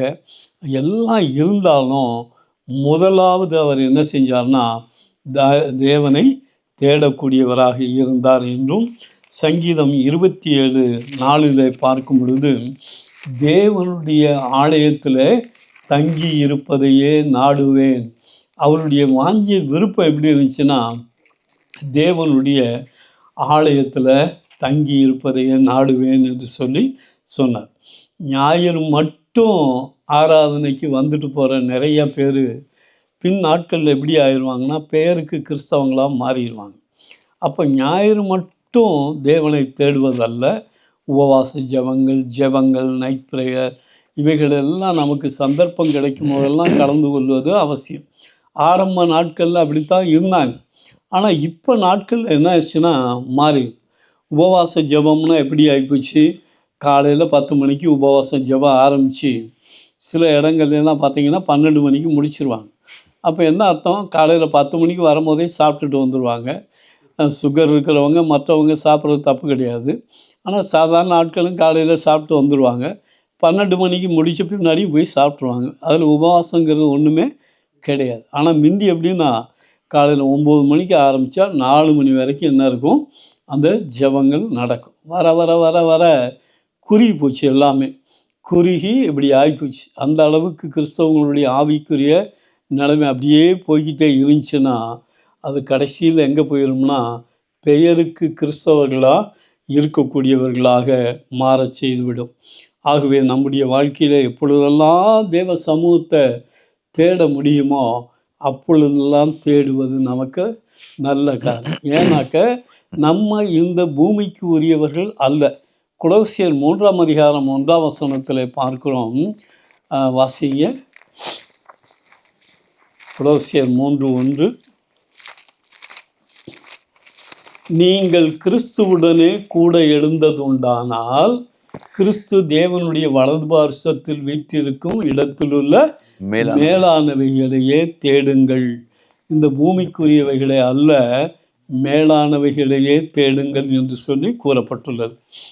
ஆனால் ஜனங்கள் எப்போ ஆண்டவரை தேடுவாங்க, ரொம்ப கருத்தாக தேடுவாங்களாம். ஓசியாவின் புஸ்தகம் 5:15 வாசிங்க.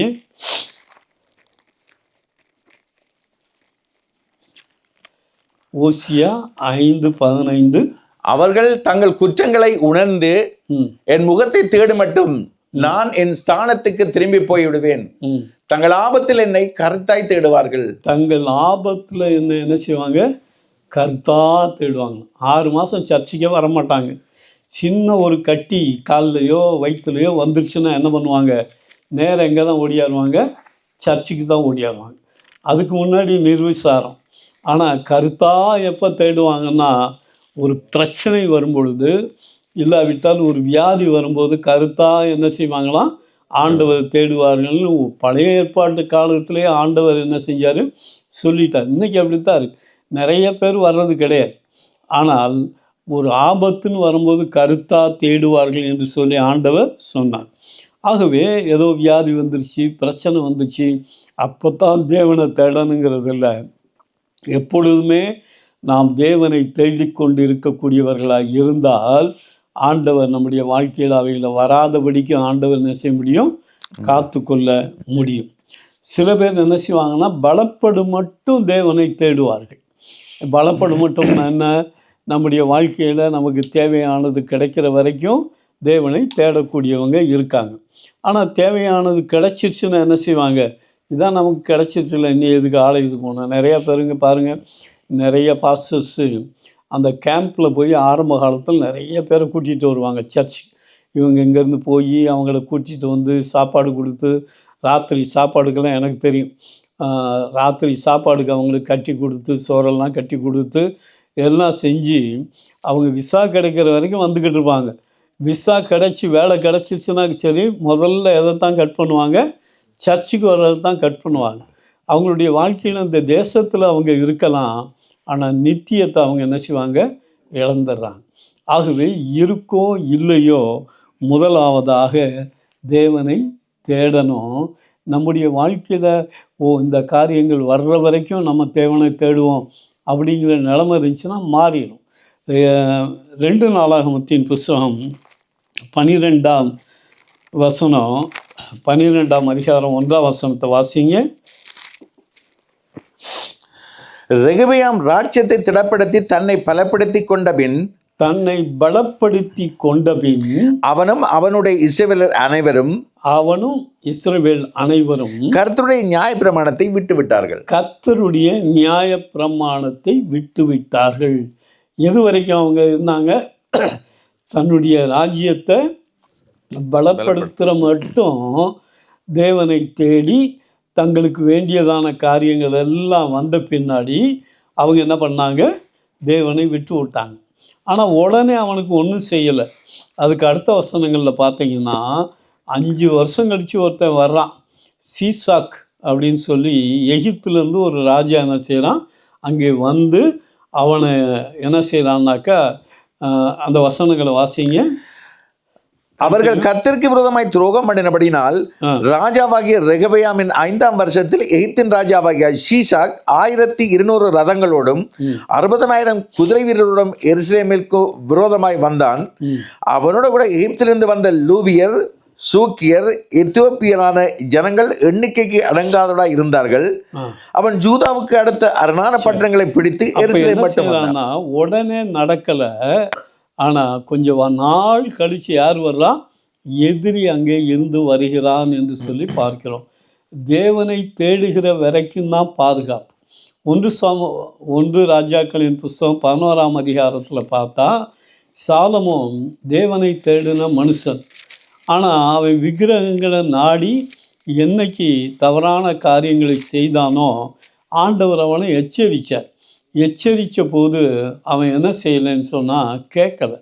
அதனால் அந்த 1 ராஜாக்களின் புஸ்தகம் 11ஆம் அதிகாரத்தில் படித்து பார்த்தீங்கன்னா, 3 விதமான எதிரிகளை தேவனே ஏற்படுத்துகிறார் என்று சொல்லி பார்க்கிறோம். அப்போ தேவனை விட்டு விக்கிரகங்களை நாடி விக்கிரக கோயில்களை கட்டின போது ஆண்டவர் எச்சரித்தா, கேட்காதனால என்னாச்சுன்னா எதிரிகள் வந்தார்கள் என்று சொல்லி. அதற்கு முன்பாக ஈராம்ங்கிற மன்னனிடத்தில் இந்த சாலமோன் சொல்லும் பொழுது, எனக்கு விரோதியும் இல்லை, யுத்தமும் இல்லை, சமாதானத்தோடு வாழ்கிறேன், ஆண்டவர் எனக்கு சமாதானத்தை கொடுத்துருக்கிறான்னு சொன்னான். ஆனால் அதுக்கு பின்னாடி வழி மாறின போது அவன் என்னாச்சுன்னா ஆண்டவரே விரோதிகளை அனுப்புகிறார். ஏன் விரோதிகளை அனுப்புகிறாரு? அவன் அழிஞ்சு போவதற்கல்ல, அவன் மனம் திரும்ப சரியான வழியில் வர வேண்டும் என்பதற்காக ஆண்டவர் 3 விதமான ஆதாத்துன்னு ஒரு விரோதி, யெரொபெயாம் மற்றொருவன். 3 விதமான விரோதிகளை தேவனை எழுப்பினார். அதனால தான் அவர் என்ன செய்கிறாருன்னா, கடைசியில் மனம் திரும்பி பிரசங்கின் புஸ்தகத்தில் எழுதும்போது, எல்லா மனுஷர் மேலும் விழுந்த கடமை என்னவென்றால், தேவனுக்கு பயந்து அவருடைய கற்பனைகளின்படி நடந்து கொள்ளுங்கள் என்று சொல்லி எழுதி வைத்தார். அந்த பிரச்சனை வந்திருக்காட்டி சாலமோனுடைய வாழ்க்கையில் அவர் திரும்பி இருக்க மாட்டார். நம்முடைய வாழ்க்கையில் நாம் ஆண்டவரை விட்டு தூரம் போகும்போது ஆண்டவர் சிக்ஷைகளை ஆண்டவர் அனுமதிக்கிறார். ஏன் சிக்ஷைகளை அனுமதிக்கிறார்னா, நாம் அதில் அழிந்து போய்விடக்கூடாது, மனம் திரும்பி வர வேண்டும் என்பதற்காகத்தான். ஆகவே சிக்ஷைகள் வரும்போது துணிகரமாக அப்படியே ஆண்டவர் என்னை கைவிட்டுட்டாரே, ஆண்டவர் ஏன் இப்படி அனுமதித்தார் அப்படிங்கிற நிலைமையில் பின்வாங்கி போய்விடக்கூடாது. அது ஆண்டவர் சிக்ஷையை அனுமதிக்கிறதனுடைய நோக்கம் தம்மிடத்தில் இன்னும் அதிகமாக நெருங்கி வருவதற்காகவும் வாழ்க்கையை சரிப்படுத்தி நல்ல நிலைமையிலே வாழ வேண்டும் என்பதற்காக ஆண்டவர் சிக்ஷையை அனுப்பி வைக்கிறார். வேதம் சொல்கிறது, தகப்பன் சிக்ஷியாத புத்திரன் இல்லை. நேசிச்சா தகப்பன்மார் என்ன செய்வாங்கன்னா, பிள்ளைகளை நேசிச்சா சிக்ஷிப்பார்கள் என்று சொல்லி வேதம் சொல்லுகிறது. ஆகவே நம்முடைய வாழ்க்கையில் நாம் எவ்வளவுதான் ஆசீர்வாதங்கள் நமக்கு வந்து கொண்டே இருந்தாலும் சரி, நம்ம பலப்பட்டு கொண்டே இருந்தாலும் சரி, நம்முடைய வாழ்க்கையில் நம்மை ரட்சித்த ஆண்டவரை தேடுவதில் ஒரு காலத்திலும் குறைவு வரக்கூடாது. அவங்க வரல, இவங்க வரல, இவங்க தேடலை, அவங்க தேடலை, அதை பற்றி நமக்கு கவலையே இல்லை. அவர்களுடைய ஆத்துமாக்களுக்கு அவர்கள்தான் உத்தரவாதி. நம்முடைய ஆத்துமாவுக்கு நாம தான் உத்தரவாதி. ஆகவே மற்றவர்களே நாம் பார்க்க வேண்டியதில்லை. சில பேர்லாம் சொல்லுவாங்க, அவர் ரட்சிக்கப்பட்டு 20 வருஷம் ஆச்சு, இன்னும் அவர் பொய் சொல்கிறாரு, இன்னும் அவர் கோவப்படுறாரு, நம்ம பரவாயில்ல, நம்மளை அப்படி செய்யலாங்கிற எண்ணம் வந்துடக்கூடாது. அவங்க இருந்தால் அதுக்குள்ளே கணக்கை அவங்க கொடுப்பாங்க. ஆனால் நம்முடைய வாழ்க்கையில் அந்த விதமான நிலைமை இராதபடி நாம் இருப்பது அவசியமான காரியம். இரண்டாவதாக பார்க்கும் பொழுது, நாம் நன்றியுள்ள ஒரு இருதயம் இருக்குமே ஆனால் அவரை மகிமைப்படுத்தக்கூடியவர்களாக நாம் இருப்போம். தாவீது சங்கீதம் 84:12 சொல்கிறார், வாசிங்க. சங்கீதம் 84:12.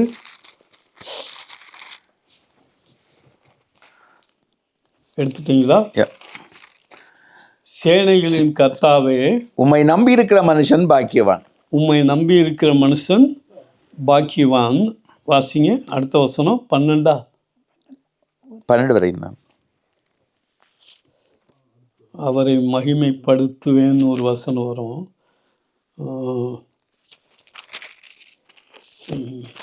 எத்தனாவது சங்கீதம் அது?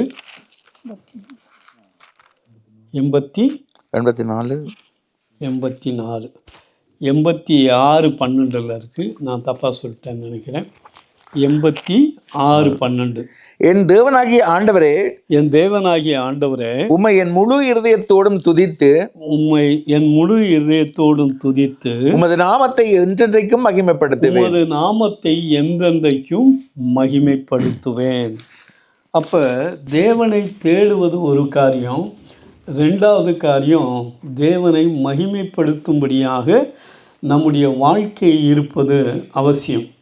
வாயில அளவுக்குள்ள ஆண்டவரையும் மகிமைப்படுத்துகிறேன்னு சொல்கிறது மட்டுமல்ல, நம்முடைய வாழ்க்கையின் ஊடாக தேவனை மகிமைப்படுத்தக்கூடிய காரியங்கள் இருப்பது அவசியமான காரியம். ஏனென்றால் மத்தேயு 5:48 ஆண்டவர் சொல்லும் பொழுது, உங்கள் பிதா பூரண சற்குணராய் இருக்கிறது போல நீங்களும் பூரண சற்குணராய் இருக்க கடவீர்கள்.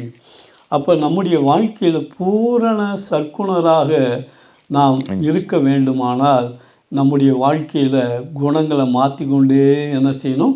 வரணும். கிறிஸ்துவனுடைய சுபாவம் நமக்குள்ளே வரணும்.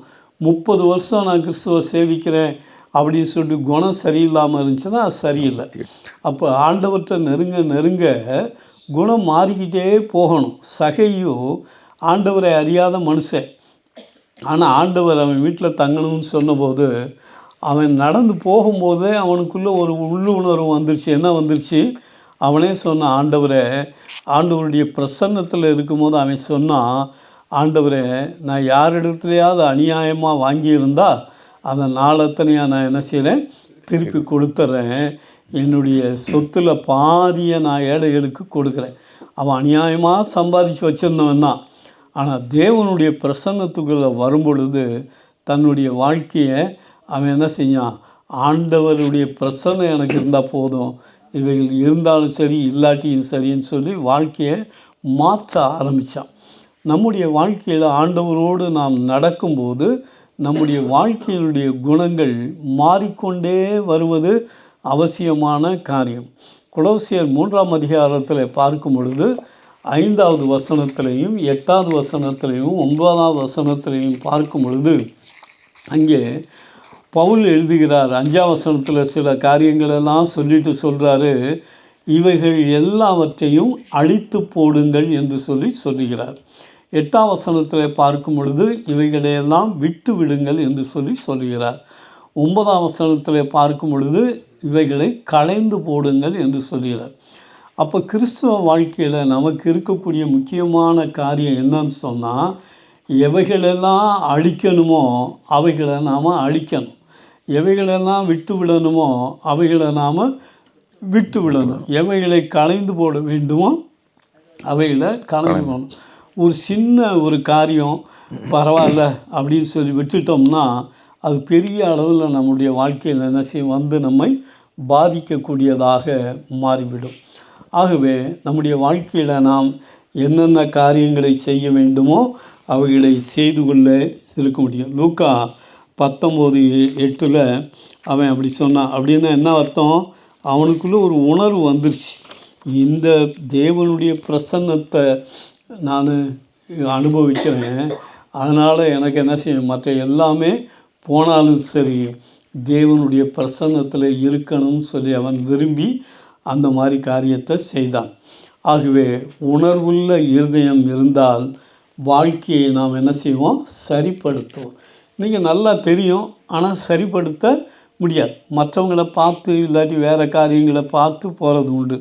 ஆனால் நம்முடைய வாழ்க்கையை, கிறிஸ்தவ வாழ்க்கையே என்னது, சரிப்படுத்தி கொண்டே செல்ல வேண்டியதான். போக போக போகத்தான் நமக்குள்ள என்ன செய்யும், தெரியும் என்ன காரியம். இப்போ 42 வருஷமாக நான் ஊழியம் செய்கிறேன், 75 வயசு ஆனதுனாலும் இன்னும் என்னுடைய வாழ்க்கையில் நான் ஆண்டவற்றை நெருங்கி சீவிப்பதற்கு என்ன காரியங்கள் உண்டோ அவைகளை என்ன செய்யணும், நான் சரிப்படுத்தி கொண்டே தான் போகும். யாரும் பூரணர் அல்ல. நம்முடைய வாழ்க்கையில் நமக்கிட்ட வாழ்க்கையில் குறைகள் இருக்குது. அதை நம்ம அறிய வரும்பொழுது, தெரிய வரும்பொழுது அவைகளை விடுவது அவசியம். ஏசாயாவின் புஸ்தகம் 52ஆம் அதிகாரம் 5ஆம் வசனத்தில் பார்க்கும் பொழுது தேவன் வேதனையோடு சொல்லுகிற ஒரு காரியத்தை பார்க்கிறோம். என்னது, இப்பொழுது எனக்கு இங்கே என்ன இருக்கிறது, என் ஜனங்கள் விருதாவாய் கொண்டு போகப்பட்டார்கள், அவர்களை ஆளுகிறவர்கள் அவர்களை அலற பண்ணுகிறார்கள், நித்தம் இடைவிடாமல் என் நாமம் தூசிக்கப்படுகிறது என்று கர்த்தர் சொல்கிறார். அங்கே சொல்லப்பட்டது, நித்தமும் என்னுடைய நாமம் உங்களால் என்ன செய்யப்படுது, தூசிக்கப்படுகிறது. ஆண்டவன் நம்மை ரட்சித்து ஆசீர்வதித்து வைத்திருக்கும் போது ஆண்டவராகிய இயேசுவினுடைய நாமம் மகிமைப்பட வேண்டுமே ஒழிய ஒரு காலத்திலும் நம் மூலமாக என்ன செஞ்சிடக்கூடாது, ஆண்டவருடைய நாமம் தூசிக்கப்பட்டு விடக்கூடாது. ஆகவே நம்முடைய வாழ்க்கையில் நம்முடைய பார்வை, பேச்சு, சிந்தை, வாழ்க்கை எல்லாமே தேவனுக்கு பிரியமுள்ளதாக இருப்பது அவசியமான காரியம். மூன்றாவதாக, முதலாவது சொன்ன தேவனை உணர்வு இருந்தால் தேவனை தேடுவோம். ரெண்டாவது, உணர்வு இருந்தால் ஆண்டவருடைய நாமம் மகிமைப்படும்படி வாழ்வோம். யாரும் நம்மளை பார்த்து என்ன நீ பெரிய கிறிஸ்தவன் சொல்கிற, இதை செய்கிற அப்படின்னு சொல்லிடக்கூடாது. வீட்டில் பிள்ளைகள் இருக்கும்போது பிள்ளைகளுக்கு முன்பாக, மற்றவங்களுக்கு முன்பாக அந்த சாட்சி உள்ள வாழ்க்கை வாழ்வது அவசியம். அதனால தான் ஆண்டவர் இயேசு சொன்னார், மனுஷர் உங்கள் நற்கிரியைகளை கண்டு பரலோகத்தில் இருக்கிற உங்கள் பிதாவை மகிமைப்படுத்தும்படி அவர்களுக்கு முன்பாக உங்களுடைய மனுஷர் உங்கள் நற்கிரியைகளை கண்டு மகிமைப்படுத்தும்படி உங்களுடைய வாழ்க்கை அந்த வாசிங்க. மத்தேயு 5:11 சரியான வார்த்தை. இவ்விதமாய் 16 இவ்விதமாய் மனுஷர் உங்கள் நற்கிரியைகளைக் கண்டு உங்கள் நற்கிரியைகளை கண்டு பரலோகத்தில் இருக்கிற உங்கள் பிதாவை மகிமைப்படுத்தும்படி உங்கள் வெளிச்சம் அவர்கள் முன்பாக பிரகாசிக்க கடவுள். வெளிச்சம் அவர்களுக்கு முன்பாக என்ன செய்யணும்? பிரகாசிக்கும். நாம் நமக்குள்ளே இருந்து வெளிச்சத்தையும் பிரகாசிக்க காண்பிக்க முடியும், பழைய இருளையும் நம்ம என்ன செய்ய முடியும்? காண்பிக்க முடியும். நம்முடைய வாழ்க்கையில் இருக்கிறதான இருள், பழைய சுபாவம் வெளியே வரும்போது மற்றவங்க இடறி போயிடுவாங்க. ஆகவே நம்முடைய வாழ்க்கையில் இருக்க வேண்டியதான காரியம், சாட்சி உள்ள ஒரு ஜீவியம் இருந்துச்சுன்னா ஆண்டவரை ஜனங்கள் என்ன செய்வாங்க? மகிமைப்படுத்தக்கூடியவர்களாக இருப்பார். மூன்றாவதாக பார்க்கும் பொழுது, உணர்வு இருந்தால் நாம் என்ன செய்வோம்னாக்க ஆண்டவரை பற்றி அறிவிக்கக்கூடியவர்களாக இருப்போம். ஆண்டவராகிய இயேசுவினிடத்தில் வந்த ஒரு மனிதன், பிசாசு பிடியிலிருந்து விடுவிக்கப்பட்டதான ஒரு மனிதன், மார்க் 5:19 பார்க்கும் பொழுது ஆண்டவற்றை கேட்டான். 18 ஆண்டவற்றை கேட்குறான். ஆண்டவரை 18-19 பார்க்கும் பொழுது பிசாசு பிடிச்சிருந்தவன் அவரோட கூட இருக்கும்படிக்கு தனக்கு உத்தரவு கொடுக்க அவரை வேண்டிக் கொண்டான் என்று சொல்லி பார்க்கிறோம். ஆனால் ஆண்டவர் சொல்கிறாரு, நீ என்னோடு கூட இருக்க வேண்டாம்ப்பா, கர்த்தர் உனக்கு இறங்கி செய்ததை நீ உன்னுடைய இனத்தாருக்கும் செய்தவைகளெல்லாம் அவர்களுக்கு போய் வீட்டாருக்கும் இனத்தாரிடத்திலும் போய் அறிவி என்று சொன்னபோது, அந்த ஒரு மனுஷன் தெக்கப்போலிங்கிற பட்டணங்களில் 10 பட்டணங்களில் சென்று சுவிசேஷத்தை அறிவித்தது நிமித்தமாக ஜனங்கள் ஆண்டவராகி இயேசுவினிடத்தில் வந்தார்கள் என்று சொல்லி பார்க்கிறோம். அப்படியானால் நம்முடைய வாழ்க்கையில் நாம் சுவிசேஷத்தை அறிவிக்கணும். எத்தனை தடவை நம்ம சுவிசேஷத்தை கேட்டாலும், சுவிசேஷ செய்தியை அறிவிக்கணும்னு சொன்னாலும் சில பேர் அதை செய்கிறாங்க, சில பேர் அதை செய்கிறது இல்லை. ஆனால் நம்ம பார்க்குற பழகுற மற்றவங்களிடத்தில் ஏதாவது ஒரு விதத்தில் ஆண்டவரை பற்றி நாம் சொல்லக்கூடியவர்களாக இருப்பது அவசியம். அப்போஸ்தலர் 17:17 பார்த்தீங்கன்னா அவர் என்ன செய்கிறாருன்னா, பவுல் அப்போஸ்தலன் சந்த வெளியில் நின்று வருவோர் போவோர் எல்லாரிடத்துலையும் என்ன செஞ்சார்? ஆண்டவரை பற்றி என்ன செஞ்சார்? அவர் அறிவிக்கக்கூடியவராக இருந்தார். அவர் படித்தவர், வசதி படைத்தவர், அதிகாரத்தில் இருந்தவர். ஆனாலும் ஆண்டவராகி இயேசு யார் என்பதை அறிந்து கொண்டவுடனே, அவர்தான் தேவன் என்பதை அறிந்து கொண்டவுடனே அவர் செய்த காரியம், அவரை பற்றி அங்கே அவரை பற்றி அறிவித்தார் என்பதை குறித்து பார்க்கிறோம். அவர் மற்றொரு இடத்துல சொல்லும் பொழுது, எல்லாருடைய இரத்தப்பழிகளுக்கும் நீங்கி நான் சுத்தமாக இருக்கிறேன் என்று சொல்லி சொன்னார். அப்போ சுவிசேஷத்தை அறிவிக்காத பட்சத்தில் இரத்தப்பழி தன்மேல் வரும் என்று சொல்லி அவர் உணர்ந்து அந்த விதமான காரியத்தை சொன்னார். சங்கீதம் 9:11-12 வாசிங்க. சங்கீதம் 9:11-12. சீயோனில் வாசமாயிருக்கிற கர்த்தரை கீர்த்தனம் பண்ணி, சீயோனில் வாசமாயிருக்கிற கர்த்தரை கீர்த்தனம் பண்ணி, அவர் செய்கைகளை ஜனங்களுக்குள்ளே அறிவியுங்கள், அவர் செய்கைகளை ஜனங்களுக்குள்ளே அறிவியுங்கள். இரத்த பழிகளை குறித்து அவர் விசாரணை செய்யும் போது, இரத்த பழிகளை குறித்து அவர் விசாரணை செய்யும் போது அவைகளை நினைக்கிறார். சிறுமைப்பட்டவர்களை அவைகளை நினைக்கிறார். எந்த நினைக்கிறாரு? சுவிசேஷத்தை அறிவிக்கணும், இரத்த பழிகளை குறித்து ஒரு நாளில் விசாரிப்பாராம். அப்போ விசாரிக்கும்போது நாம் சுவிசேஷத்தை அறிவிக்க முடியக்கூடிய சூழ்நிலை இருந்தோம், அவர்களுக்கு சுவிசேஷம் அறிவிக்காதிருந்தால் அந்த இரத்தப்பழி நம்மேல் சுமரும் என்று சொல்லி அங்கே கூறப்பட்டுள்ளதான காரியத்தை பார்க்கிறோம். முன்பே நான் இந்த சுவிசேஷத்தை குறித்து சொல்லியிருப்பேன். ஆனாலும் யூடியூப்பில் கேட்குறதுனால சில பேருக்கு நான் சொல்லேன். சுவிசேஷத்தை அறிவிப்பது ஒரு காலத்துலேயும் வீணாக போகவே போகாது. நமக்கு லாபம் வருதோ நஷ்டம் வருதோ, ஆண்டவர் நம்மை மீட்டு கொண்டார், அவரை பற்றி அறிவிக்கணும். 2 மாதத்துக்கு முன்னாடி லண்டன் போயிருந்தேன். அந்த லண்டனில் கவுண்ட்ரிங்கிற இடத்துல நாங்கள் ஒரு குரூப்பாக போனோம். நானும் அங்கே ரோட்டில் நின்று வர்ற ஆளுக்கு போகிற ஆளுக்கெல்லாம் என்ன பண்ணேன், சுவிசேஷ பிரதியை கொடுத்தோம். அப்போது ஒருத்தர் என்ன செஞ்சாருன்னா, ஒரு பிரதியை வேகமாக வந்து வாங்கினார். வாங்கிட்டு சொன்னார், முன்னாடி பின்னாடி திருப்பி பார்த்துட்டு சொன்னார், நோ பஞ்சாபி அப்படின்னு சொல்லி கேட்டார். இல்லை அப்படின்னேன். உடனே என்கிட்ட திருப்பி கொடுத்துட்டு போயிட்டார். இப்போ நான் எனக்கு யோசித்தேன், நான் ஆண்டவர் கிருபையினால் 42 வருஷமாக ஊழியத்தை செய்கிறேன். ஆண்டவர் எனக்கு கொடுத்த ஊழியம் என்னன்னாக்க, இந்த பிள்ளையை எடுத்து கொண்டு போய் எனக்காக வளர்த்துடு, நான் உனக்கு சம்பளம் தரேன். இதுதான் என்னுடைய அழைப்பு. அதனால தான் நான் ஒரு இடத்துல இல்லாமல் சபையை ஆரம்பிக்காமல் பல விதமான இடங்கள்லையும் போய் ஜனங்களுக்கு டீச்சிங் கொடுக்குற காரியம் அதுதான்.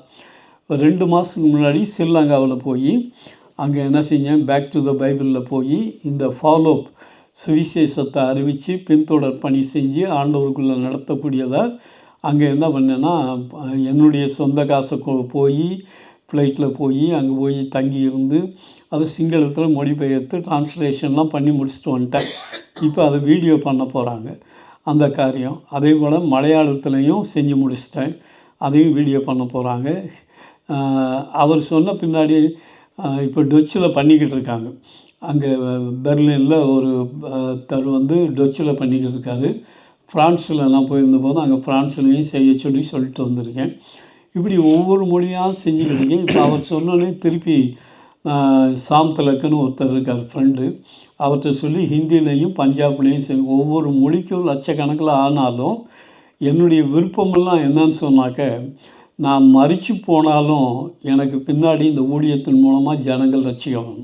சும்மா பரலோகத்துக்கு போகும்போது 5 பேர் 10 பேர் 50 பேரோட போகிறதில்ல. என்னுடைய விருப்பமெல்லாம் ஆயிரக்கணக்கான பேர் லட்சக்கணக்கான பேர் உலகம் முழுசு. ஏன்னா வேதம் சொல்லுது, சகல ஜாதிகளும் பரலோகத்தில் என்ன செய்வாங்களா, ஆண்டவரை துதிப்பாங்க. அப்போ சகல ஜாதிகளுக்கும் சுவிசேஷம் பிரசங்கிக்கப்படணும்னு ஆண்டவர் சொன்னார்.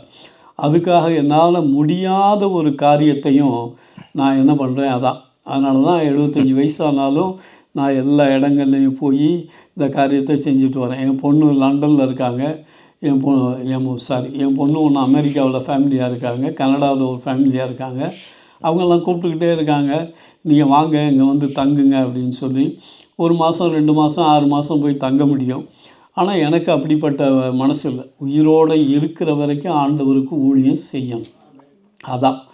அதுக்கு பின்னாடி நம்மளால் ஒன்றுமே செய்ய முடியாது. என்னை கேட்டால் உயிரோடு ரட்சிக்கப்பட்ட மனுஷன் உயிரோடு இருக்கிறதுடைய நோக்கமே சுவிசேஷத்தை அறிவிப்பதற்கு தான், ஊழியம் செய்வதற்கு தான். முழு நேர ஊழியத்தில் இல்லாட்டியும் நம்முடைய வாழ்க்கையில் ரட்சிக்கப்பட்டிருந்தால் ஊழியத்தை செய்யணும். அதனால தான் லேவியராமத்தின் புஸ்தகம் 25ஆம் அதிகாரம் 55ஆம் வசனத்தில் ஆண்டவர் சொல்லும்போது, இஸ்ரவேலர் எல்லாரும், இஸ்ரவேல் புத்திரர் என்னுடைய ஊழியக்காரரே. ஏன்னா எகிப்தின் அடிமைத்தனத்திலிருந்து வந்த எல்லாரும் என்ன தான் ஊழியக்காரரேன்னு ஆண்டவர் சொல்கிறார். மீட்டு கொண்ட எல்லாரும் ஊழியக்காரரே. வாசிங்க 25:55. இஸ்ரவேல் புத்திரர் என் ஊழியக்காரர், இஸ்ரவேல் புத்திரர் என் ஊழியக்காரர், அவர்கள் நான் எகிப்து தேசத்திலிருந்து புறப்பட பண்ணின என் ஊழியக்காரரே. அவர்கள் எகிப்து தேசத்திலிருந்து புறப்பட பண்ணின என் ஊழியக்காரரே. நான் உங்கள் தேவனாகிய கர்த்தர், நான் உங்கள் தேவனாகி. அப்போ கர்த்தர் ஆகிய ஆண்டவர் என்ன சொல்கிறார்னா, விடுவிக்கப்பட்டு வந்த எல்லா பேரும் என்ன தான் ஊழியக்காரர் தான். ஆனால் எல்லாரும் போதகராக முடியாது. போதகருக்கு ஆண்டவர் தனிப்பட்ட அழைப்பு ஆண்டவர் என்ன செய்கிறாரு, கொடுக்கிறார். ஆனால் சுவிசேஷத்தை அறிவிப்பதற்கு மீட்கப்பட்ட எல்லாரும் என்ன செய்யணும், சுவிசேஷத்தை அறிவிக்கக்கூடியவர்களாக இருக்க வேண்டும் என்று சொல்லி ஆண்டவர் அங்கே சொல்லுகிறதான காரியத்தை பார்க்கிறோம். சுவிசேஷத்தை அறிவிப்பது வீணாக போய்விடவே விடாது. யாத்ராமத்தின் புஸ்தகம் 20:24 பார்க்கும்போது, என் நாமத்தை பிரஸ்தாபப்படுத்தும் எந்த ஸ்தானத்திலும் உன்னிடத்தில் நான் வந்து உன்னை ஆசீர்வதிப்பேன்.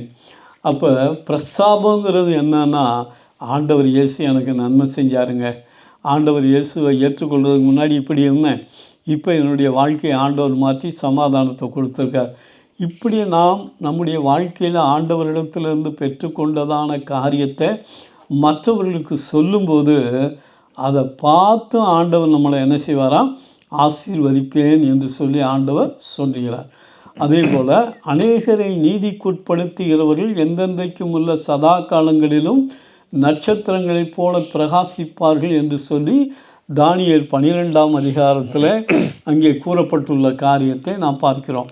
ஆண்டவராகிய இயேசு சொன்னார், ஒருவன் எனக்கு ஊழியம் செய்வானேயானால் பிதாவானவர் அவனை கனம் பண்ணுவார். யோவான் 12:26 என்று நினைக்கிறேன், சரியாக தெரியல, அப்படின்னு சொன்னார். அப்போ ஆண்டவர் என்ன செய்கிறார், ஊழியம் செய்யும்படியாக நமக்கு சொல்கிறாரு. நாம் ஊழியத்தை செய்யும்போது ஏதாவது ஒரு விதத்தில் ஆண்டவர் நம்மளை ஆசீர்வதிப்பார். ஒருவேளை வியாதி வராதபடி காத்துக்கொள்ளலாம், இல்லாட்டி குடும்பத்தில் பிரச்சனைகள் வராதபடி காத்துக்கொள்ளலாம். ஏதாவது ஒரு விதத்தில் ஆண்டவர் வாக்கு மாறாத தேவன், அதற்குரிய பிரதிபலனை ஆண்டவர் கொடுப்பார் என்பதில் சந்தேகமே இல்லை. ஆகவே நாம் ஆண்டவருடைய ஊழியத்தை செய்வது பவுல் சொன்னது போல என்மேல் விழுந்த கடமை, அது அவர் மேல் விழுந்த கடமை என்று சொல்லி அவர் சொன்னது போல் நாம் ரட்சிக்கப்பட்டு இருக்கிறதுனால நாம் விரும்பினாலும் விரும்பாட்டியும் ஏதாவது ஒரு விதத்தில் சுவிசேஷத்தை அறிவிக்கணும். இந்தியா ஸ்ரீலங்காவில் போல் இங்கே ஆயிரக்கணக்கான மக்கள் இல்லாமல் இருக்கலாம், ஆனால் ஒரு சிலர் இருந்தாலும் அவங்களுக்கு அறிவிக்கணும். ஏன்னா வேதம் சொல்லுகிறது, ஒரு பாவி மனம் திரும்புவானே ஆனால் பரலோகத்தில் மிகுந்த சந்தோஷம் உண்டாகியிருக்கிறது. அப்போ ஒரு ஆள் இருந்தாலும் அந்த ஆளுக்காக ஜெபம் பண்ணி அவர்களுக்கு சுவிசேஷத்தை அறிவிப்பது நம் மேலே விழுந்த கடமையாக இருக்கிறது. நான்காவதாக பார்க்கும் பொழுது, நன்றி உணர்வு இருந்தால் நாம் என்ன செய்வோம்னாக்க, வேதம் சொல்கிறபடி தேவ ஆலயத்துக்கு நாம் கொடுக்கக்கூடியவர்களாக இருப்போம். மல்கியா 3:10 பார்க்கும் பொழுது, என் ஆலயத்தில் ஆகாரம் உண்டாகியிருக்கும்படி தசம பாகங்களையெல்லாம் எங்கே கொண்டு வாங்கன்னு சொல்லியிருக்கு, கர்த்தருடைய ஆலயத்துக்கு கொண்டு வாருங்க அப்படின்னு சொல்லி. அப்போ கர்த்தருடைய ஆலயத்தை நாம் இன்னும் அதிகமாக விரிவுபடுத்துவதற்கோ, கர்த்தருடைய ஆலயத்தில் நம்ம கொடுக்க என்ன ஆகும்னா, ஆலயத்தின் மூலமாக ஊழியங்கள் அதிகமாக செய்வதற்கு அது என்ன செய்யும், பிரயோஜனமுள்ளதாக இருக்கும். ஒரு அம்மா ஏதோ ஒரு ஊருக்கு போயிருந்தேன், இங்கே இப்போ வரும்போது தான் அந்த அம்மா என்கிட்ட வந்து சொல்லிச்சு, அந்த இந்தியாவில் இருக்கிற அந்த சர்ச்சு 2ஆக பிரிஞ்சிச்சு. அதில் பிரிஞ்சு போன சர்ச்சுக்கு நான் ஏசி கேட்டாங்க, அவங்க சர்ச்சு பூரா போகிறதுக்கு ஏசிக்கு பணம் அனுப்புறதுக்காக பார்க்குறேன், அதுக்கு முன்னாடி நான் செஞ்சேன் அப்படின்னு சொல்லி.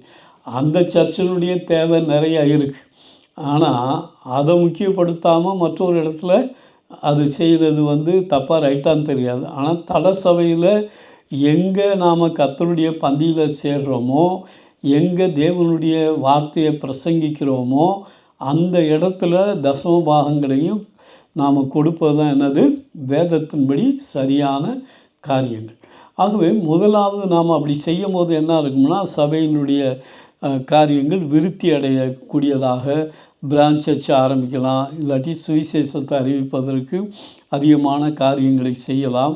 ஆகவே தலை சபை மிகவும் முக்கியமான காரியம். மார்க் 9:41 பார்க்கும் பொழுது ஆண்டவர் சொல்கிறாரு, என் நாமத்தின் நிமித்தம் ஒரு கலசம் தண்ணீர் கொடுத்தாலும் அதற்குரிய பிரதிபலனை அடையாமற் போவதில்லை என்று சொல்லி அங்கே ஆண்டவர் சொன்னபடியினாலே நம்முடைய வாழ்க்கையில் தேவனுடைய ஆலயத்திற்கு கொடுக்கும்போது அது ஆசீர்வாதமாக இருக்கும் என்பதிலே சந்தேகமே இல்லை. 2 நாளாகமத்தின் புஸ்தகம் 24ஆம் அதிகாரத்தில் 16ஆம் வசனத்தில் பார்க்கும் பொழுது, அங்கே எசேக்கியா ராஜா கொடுத்தார், ஜனங்களும் கொடுத்தார்கள். அவங்களுடைய அறிக்கை எப்படியா இருந்துச்சுனாக்க, அங்கே பார்க்கிறோம் 2 நாளாகமத்தின் புஸ்தகம் 24:16, இப்படியே பாபிலோன் ராஜா பராக்கிரமசாலிகளான மனுஷராகிய 7000 பேரையும் தச்சரும் பின்னாடி அது வேறு வசனம். அதில் என்ன இருக்குன்னா திருப்தின்னு சொல்லி ஒரு வசனம் வரும். 2 நாளாகமத்தின் புஸ்தகம் 33 நினைக்கிறேன். நான் எடுத்து வாசிக்கிறேன். 32 33 வரும். 2 நாளாகும். 2 நாளாகமத்தின் புஸ்தகம் ஓகே 32:10 பார்க்கும்போது, இந்த காணிக்கையை கர்த்தருடைய ஆலயத்திற்கு கொண்டு வர தொடங்கின போது நாங்கள் சாப்பிட்டு திருப்தி அடைந்தோம் என்று சொல்லி அங்கே கூறுகிறதான காரியத்தை பார்க்கிறோம். 32:10 அவங்க ஆண்டவருடைய ஊழியத்துக்கு சபைக்கு காணிக்கையை கொடுத்தபடியினாலே அவங்க திருப்தியோடு வாழ்ந்தார்கள் என்று சொல்லி அங்கே கூறப்பட்டுள்ளது. நம்முடைய வாழ்க்கையில் திருப்தி நமக்கு கிடைக்கணும்னாக்க ஆண்டவருடைய ஆலயத்துக்கு செய்வதற்கு நாம் கொடுப்பதற்கு பிரயாசப்படணும். 2 நாளாகமத்தின் புஸ்தகம் 24:16 யோய்தா அவன் தேவனுக்காகவும் தேவனுடைய ஆலயத்துக்காகவும் நன்மை செய்தபடியினாலே அவனை எங்கே அடக்கம் பண்ணினார்கள் என்றால் ராஜாக்களுடைய கல்லறையிலே அடக்கம் பண்ணினார்கள். அது எதை காமிக்குது? கனத்தை காமிக்குது. அவன் ஒரு ஆசாரியன், அங்கே ராஜாக்களுடைய கல்லறையில் வைக்க முடியாது. ஆனால் அவன் தேவனுடைய ஆலயத்துக்கு நன்மை செய்தபடியினாலே அவனை ராஜாக்களுடைய கல்லறையிலே அடக்கம் பண்ணினார்கள் என்று சொல்லி பார்க்கிறோம். யோவான் 12:3 அந்த மரியாள் விடையேற பெற்ற தைலத்தை ஆண்டவருடைய பாதபடியிலே கொட்டினார். ஆனால் பின்னாடி பார்க்குறோம், லாசருவை ஆண்டவர் என்ன செஞ்சார்? உயிரோடு கூட எழுப்பினார் என்று சொல்லி பார்க்கிறோம். அது மட்டும் இல்லை, மத்தேயு 25:35 46 வரைக்கும் பார்த்திங்கன்னா சபைகளில் இருந்து கொடுக்கப்படுகிறதான ஊழியங்கள் ஏழை எளிய மக்களுக்கு, தேவையோடு இருப்பவர்களுக்கு, வியாதியோடு இருப்பவர்களுக்கு, விதவைகளுக்கு கொடுக்கக்கூடியவர்களாக பல இடங்களிலும் இருக்கிறது. ஆகவே நம்முடைய தனிப்பட்ட முறையிலையும் ஏழை எளிய மக்களுக்கு, தேவையோடு கூட இருக்கிறவர்களுக்கு நாம் கொடுக்கக்கூடியது. முந்தாநாத்து ஒருத்தர் ஃபோன் பண்ணும்போது அவருடைய மனைவி ஹாஸ்பிட்டலில் பித்தப்பை கல் இருக்குன்னு ஹாஸ்பிட்டலில் சேர்த்துருக்கேன்னு சொன்னார். ஆனால் அவர் என்கிட்ட பணம் ஒன்றும் கேட்கல. ஆனால் நேற்று என் மிஸ்ஸஸுக்கு ஃபோன் பண்ணி அந்த பாஸ்டர் எங்கள் ஏரியாவில் தான் இருக்கார், அவருக்கு ஒரு 2000 ரூபா கொடு அப்படின்னு சொல்லி மிஸ்ஸஸுக்கு அனுப்ப சொல்லியிருந்தேன். இன்றைக்கி இப்போ காலையில் வந்துக்கிறவங்க காரில் ஒரு பாஸ்டர் அங்கேருந்து, நீங்கள் இருக்கீங்க, எவ்வளோ தேவை இருக்குது, கொஞ்சமாவது கொடுக்கக்கூடாதா, ஒரு $5 கொடுங்களேன்னாரு. நான் $10 காரில் வரும்போதே இங்கேருந்தே நான் ஃபோன்லேயே என்ன செஞ்சேன்னா அவருக்கு ஒரு 1000 ரூபா அனுப்பிச்சி செஞ்சேன். அப்போ நம்முடைய வாழ்க்கையில் முடிந்த பொழுது ஏழை எளிய மக்களுக்கு நம்மளால் கொடுப்பதையும் ஆண்டவர் சொல்கிறார். அதான் 25 அங்கே ஆண்டவர் சொல்லும்போது அந்த காரியத்தை 35ஆவது வசனத்துலேருந்து, பசியாக இருந்தேன், எனக்கு போஜனம் கொடுத்தீர்கள். அது ரொம்ப நிறைய காரியத்தை குறித்து ஆண்டவர் சொல்லுகிறதான காரியத்தை நம்ம பார்க்குறோம். ஆகவே நம்முடைய வாழ்க்கையில் அப்படிப்பட்ட காரியங்களை நாம் செய்யக்கூடியவங்களாக இருக்கும். பசியாக இருக்கிறவங்களுக்கு, மற்ற யாருக்கு முடியுமோ அவங்களுக்கெல்லாம் என்ன செய்கிறதும் வீணாக போகாது. ஆண்டவர் அதை சொல்லி காண்பிக்கக்கூடியதான காரியத்தை பார்க்கிறோம். 5வதாக உணர்வு இருந்தால் அவருடைய வருகைக்கு என்ன செய்வோம்? ஆயத்தமாக இருப்போம். அதுதான் மிகவும் முக்கியம். எல்லா காரியங்களையும் விட ஆண்டவர் வருவார் அப்படிங்கிற ஒரு உணர்வு இருந்துச்சுன்னா நாம் என்ன செய்வோம்? நம்ம ஆண்டவருடைய வருகைக்கு நாம் ஆயத்தமாக இருப்போம். மற்றவர்களையும் என்ன செய்வோம்? ஆதாயப்படுத்தக்கூடியவர்களாக இருப்போம். ஆனால் இன்றைக்கி நிறைய பேர் எங்கே வர்றாரு, கிறிஸ்தவங்களே சொல்கிறாங்க 2000 வருஷம் ஆச்சு, அப்படி விரக்தியோடு எங்கே வர்றாரு அப்படின்னு சொல்லக்கூடியவங்க உண்டு. ஆனால் வேதத்தில் நாம் பார்க்கும் பொழுது ஆண்டவர் சொல்லுகிற எந்த காரியத்திலையும் வேதத்தில் இருந்து ஒரு காலத்துலேயும் போகாது. ஏன்னா ஆண்டவரே சொன்னார், ஒரு எழுத்தின் உறுப்பாகிலும் என்ன செய்யாது, ஒளிந்து போகாது என்று சொன்னார். ஆதியாகமத்தின் புஸ்தகம் 3ஆம் அதிகாரம் 15ஆம் வசனத்தில் அது தேவன் சொல்லும் பொழுது, அவர் உன் தலையை நசுக்குவார் என்பது என்னது? அந்த பிசாசுக்கு சொல்லப்பட்டதான வார்த்தை, அந்த சர்ப்பத்துக்கு சொல்லப்பட்டதான வார்த்தை. அதே போல் பார்க்கும் பொழுது ஆண்டவர் இயேசு என்ன செஞ்சார்னா அந்த பிசாசனுடைய தலையை மரணத்தினாலே பிசாசனுடைய தலையை என்ன செஞ்சார், நசுக்கினார் என்று சொல்லி வேதத்தில் பார்க்கிறோம். அதே போல் ஏசாயா 9:6 நமக்கு ஒரு பாலகன் பிறந்தார் என்று சொல்லி சொல்லப்பட்டது போல அங்கே லூக்காவில் நாம் பார்க்கிறோம். அங்கே ஆண்டவராகிய இயேசு 2:11 தாவீதின் ஊரிலே ஆண்டவராகிய இயேசு பிறந்தார் என்பதை குறித்து அங்கே கூறப்பட்டுள்ளது. ஆக எங்கு வாக்குத்தத்தங்கள் சொல்லப்பட்டதோ அதன்படியே அங்கே நடக்கிறது என்பதை குறித்து பார்க்கிறோம். அப்போ பிசாசனுடைய தலையை எப்படி நசுக்கினார்னு சொல்லி நாம் புரிஞ்சு கொள்ள முடியும்னா, நாம் ரட்சிக்கப்பட்டிருக்கோம், இன்றைக்கும் ஜனங்கள் ரட்சிக்கப்பட்டுக்கிட்டே இருக்காங்க. பழைய ஏற்பாட்டில் இந்த ரட்சிப்பு கிடையாது. பழைய ஏற்பாட்டில் நிறைய இடத்துல ரட்சிப்புன்னு வர்றது நாம் பெற்ற ரட்சிப்பு அல்ல. பழைய ஏற்பாட்டில் ரட்சிப்புன்னு சொல்லப்பட்டது எதனுடைய அர்த்தம் சொன்னாக்க அந்த விடுதலையை குறிக்கும். எப்படி எந்த ஒரு பாவக்கட்டுகளிலோ இல்லாட்டி பிசாசனுடைய கட்டோ இல்லாட்டி வேறு விதமான எதிரிகள்னால் சொல்லப்பட்டுள்ள சூழ்நிலையில் இருந்த கட்டுகளோ அதுலேருந்து அவங்களுக்கு விடுதலை கிடைச்சது. ஆனால் நம்முடைய வாழ்க்கையில் நாம் ரட்சிக்கப்பட்டிருப்பதனுடைய நோக்கம், புதிய ஏற்பாட்டில் ஜனங்களுக்கு தான் இந்த ரட்சிப்பு, ஆத்தும ரட்சிப்பை பெற்றதுக்கு காரணம் என்னன்னாக்க பிசாசனுடைய தலையை அவர் நசுக்கி பாதாளத்துக்கும் மரணத்துக்கும் உள்ள திறவுகளை என்ன செஞ்சார், ஆண்டவர் பிடுங்கி கொண்டார். அதனால தான் அவர் மரிச்சது பின்னாடி உலகம் முழுசும் ஜனங்கள் ரட்சிக்கப்பட்டு கொண்டிருப்பதற்கே காரணம். அதே போல் யோவான் 16:7 பரிசுத்த ஆவியானவரை அனுப்புவேன் என்று சொல்லி சொன்னார். அதே விதமாக அப்போஸ்தலர் 2 பார்க்கும் பொழுது பரிசுத்த ஆவியானவர் பொழிந்த நாள் என்று சொல்லி பார்க்கிறோம். அப்போ வேதத்தில் சொல்லப்பட்டுள்ள காரியங்கள் எல்லாம் பின்னாடி எத்தனையோ வருஷங்கள் ஆனாலும் அது நடந்து கொண்டே வருகிறது.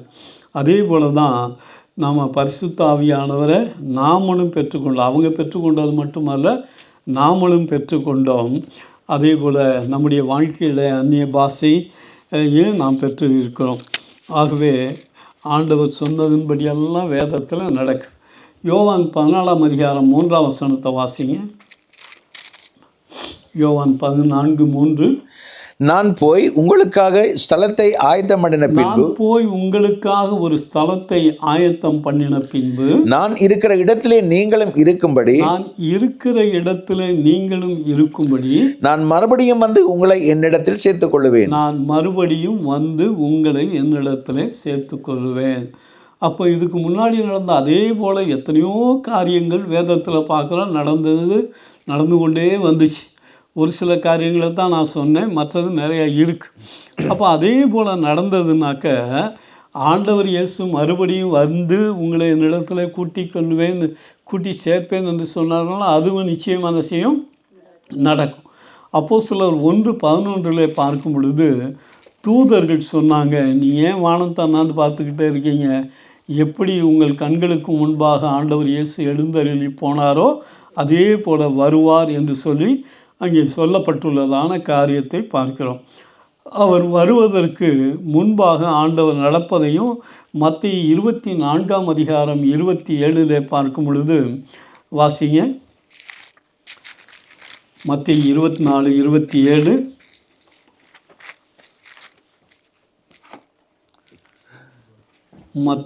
மின்னல் கிழக்கிலிருந்து தோன்றி மேற்கு வரைக்கும் பிரகாசிக்கிறது போல மனுஷகுமாரனுடைய வருகையும் இருக்கும். 1 தெசலோனிக்கேயர் 4 பார்க்கும் பொழுதும் அதே மாதிரி ஆண்டவர் இயேசு வருவார் என்பதை குறித்து 4ஆம் அதிகாரத்தில் கூறப்பட்டுள்ளது. மத்தேயு 25:44 பார்க்கும் பொழுது மனுஷகுமாரன் நினையாத நாளிலே வருவார் என்பதை குறித்து அங்கே ஆண்டவராகிய இயேசு சொன்னார். அப்போ ஆண்டவர் இவ்வளவு காரியங்களை சொல்லியிருக்காருன்னா நிச்சயமாக அவர் என்ன செய்வார், வருவார். இதுக்கு முன்னாடி சொல்லப்பட்ட காரியங்கள்லாம் நம்முடைய வாழ்க்கையில் நடந்தது பார்க்குறோம். அதே போல் இதுவும் நிச்சயமாக என்ன செய்யும், நடக்கும். அதற்கு அடையாளமாக இந்த பூமியிலே பார்க்கும் பொழுது ஆண்டவர் மத்தேயு 24:7 சொன்னார், யுத்தங்கள் நடக்கும், பஞ்சம், கொள்ளை நோய், பூமி அதிர்ச்சிகளெல்லாம் என்ன செய்யும், உண்டாகும்.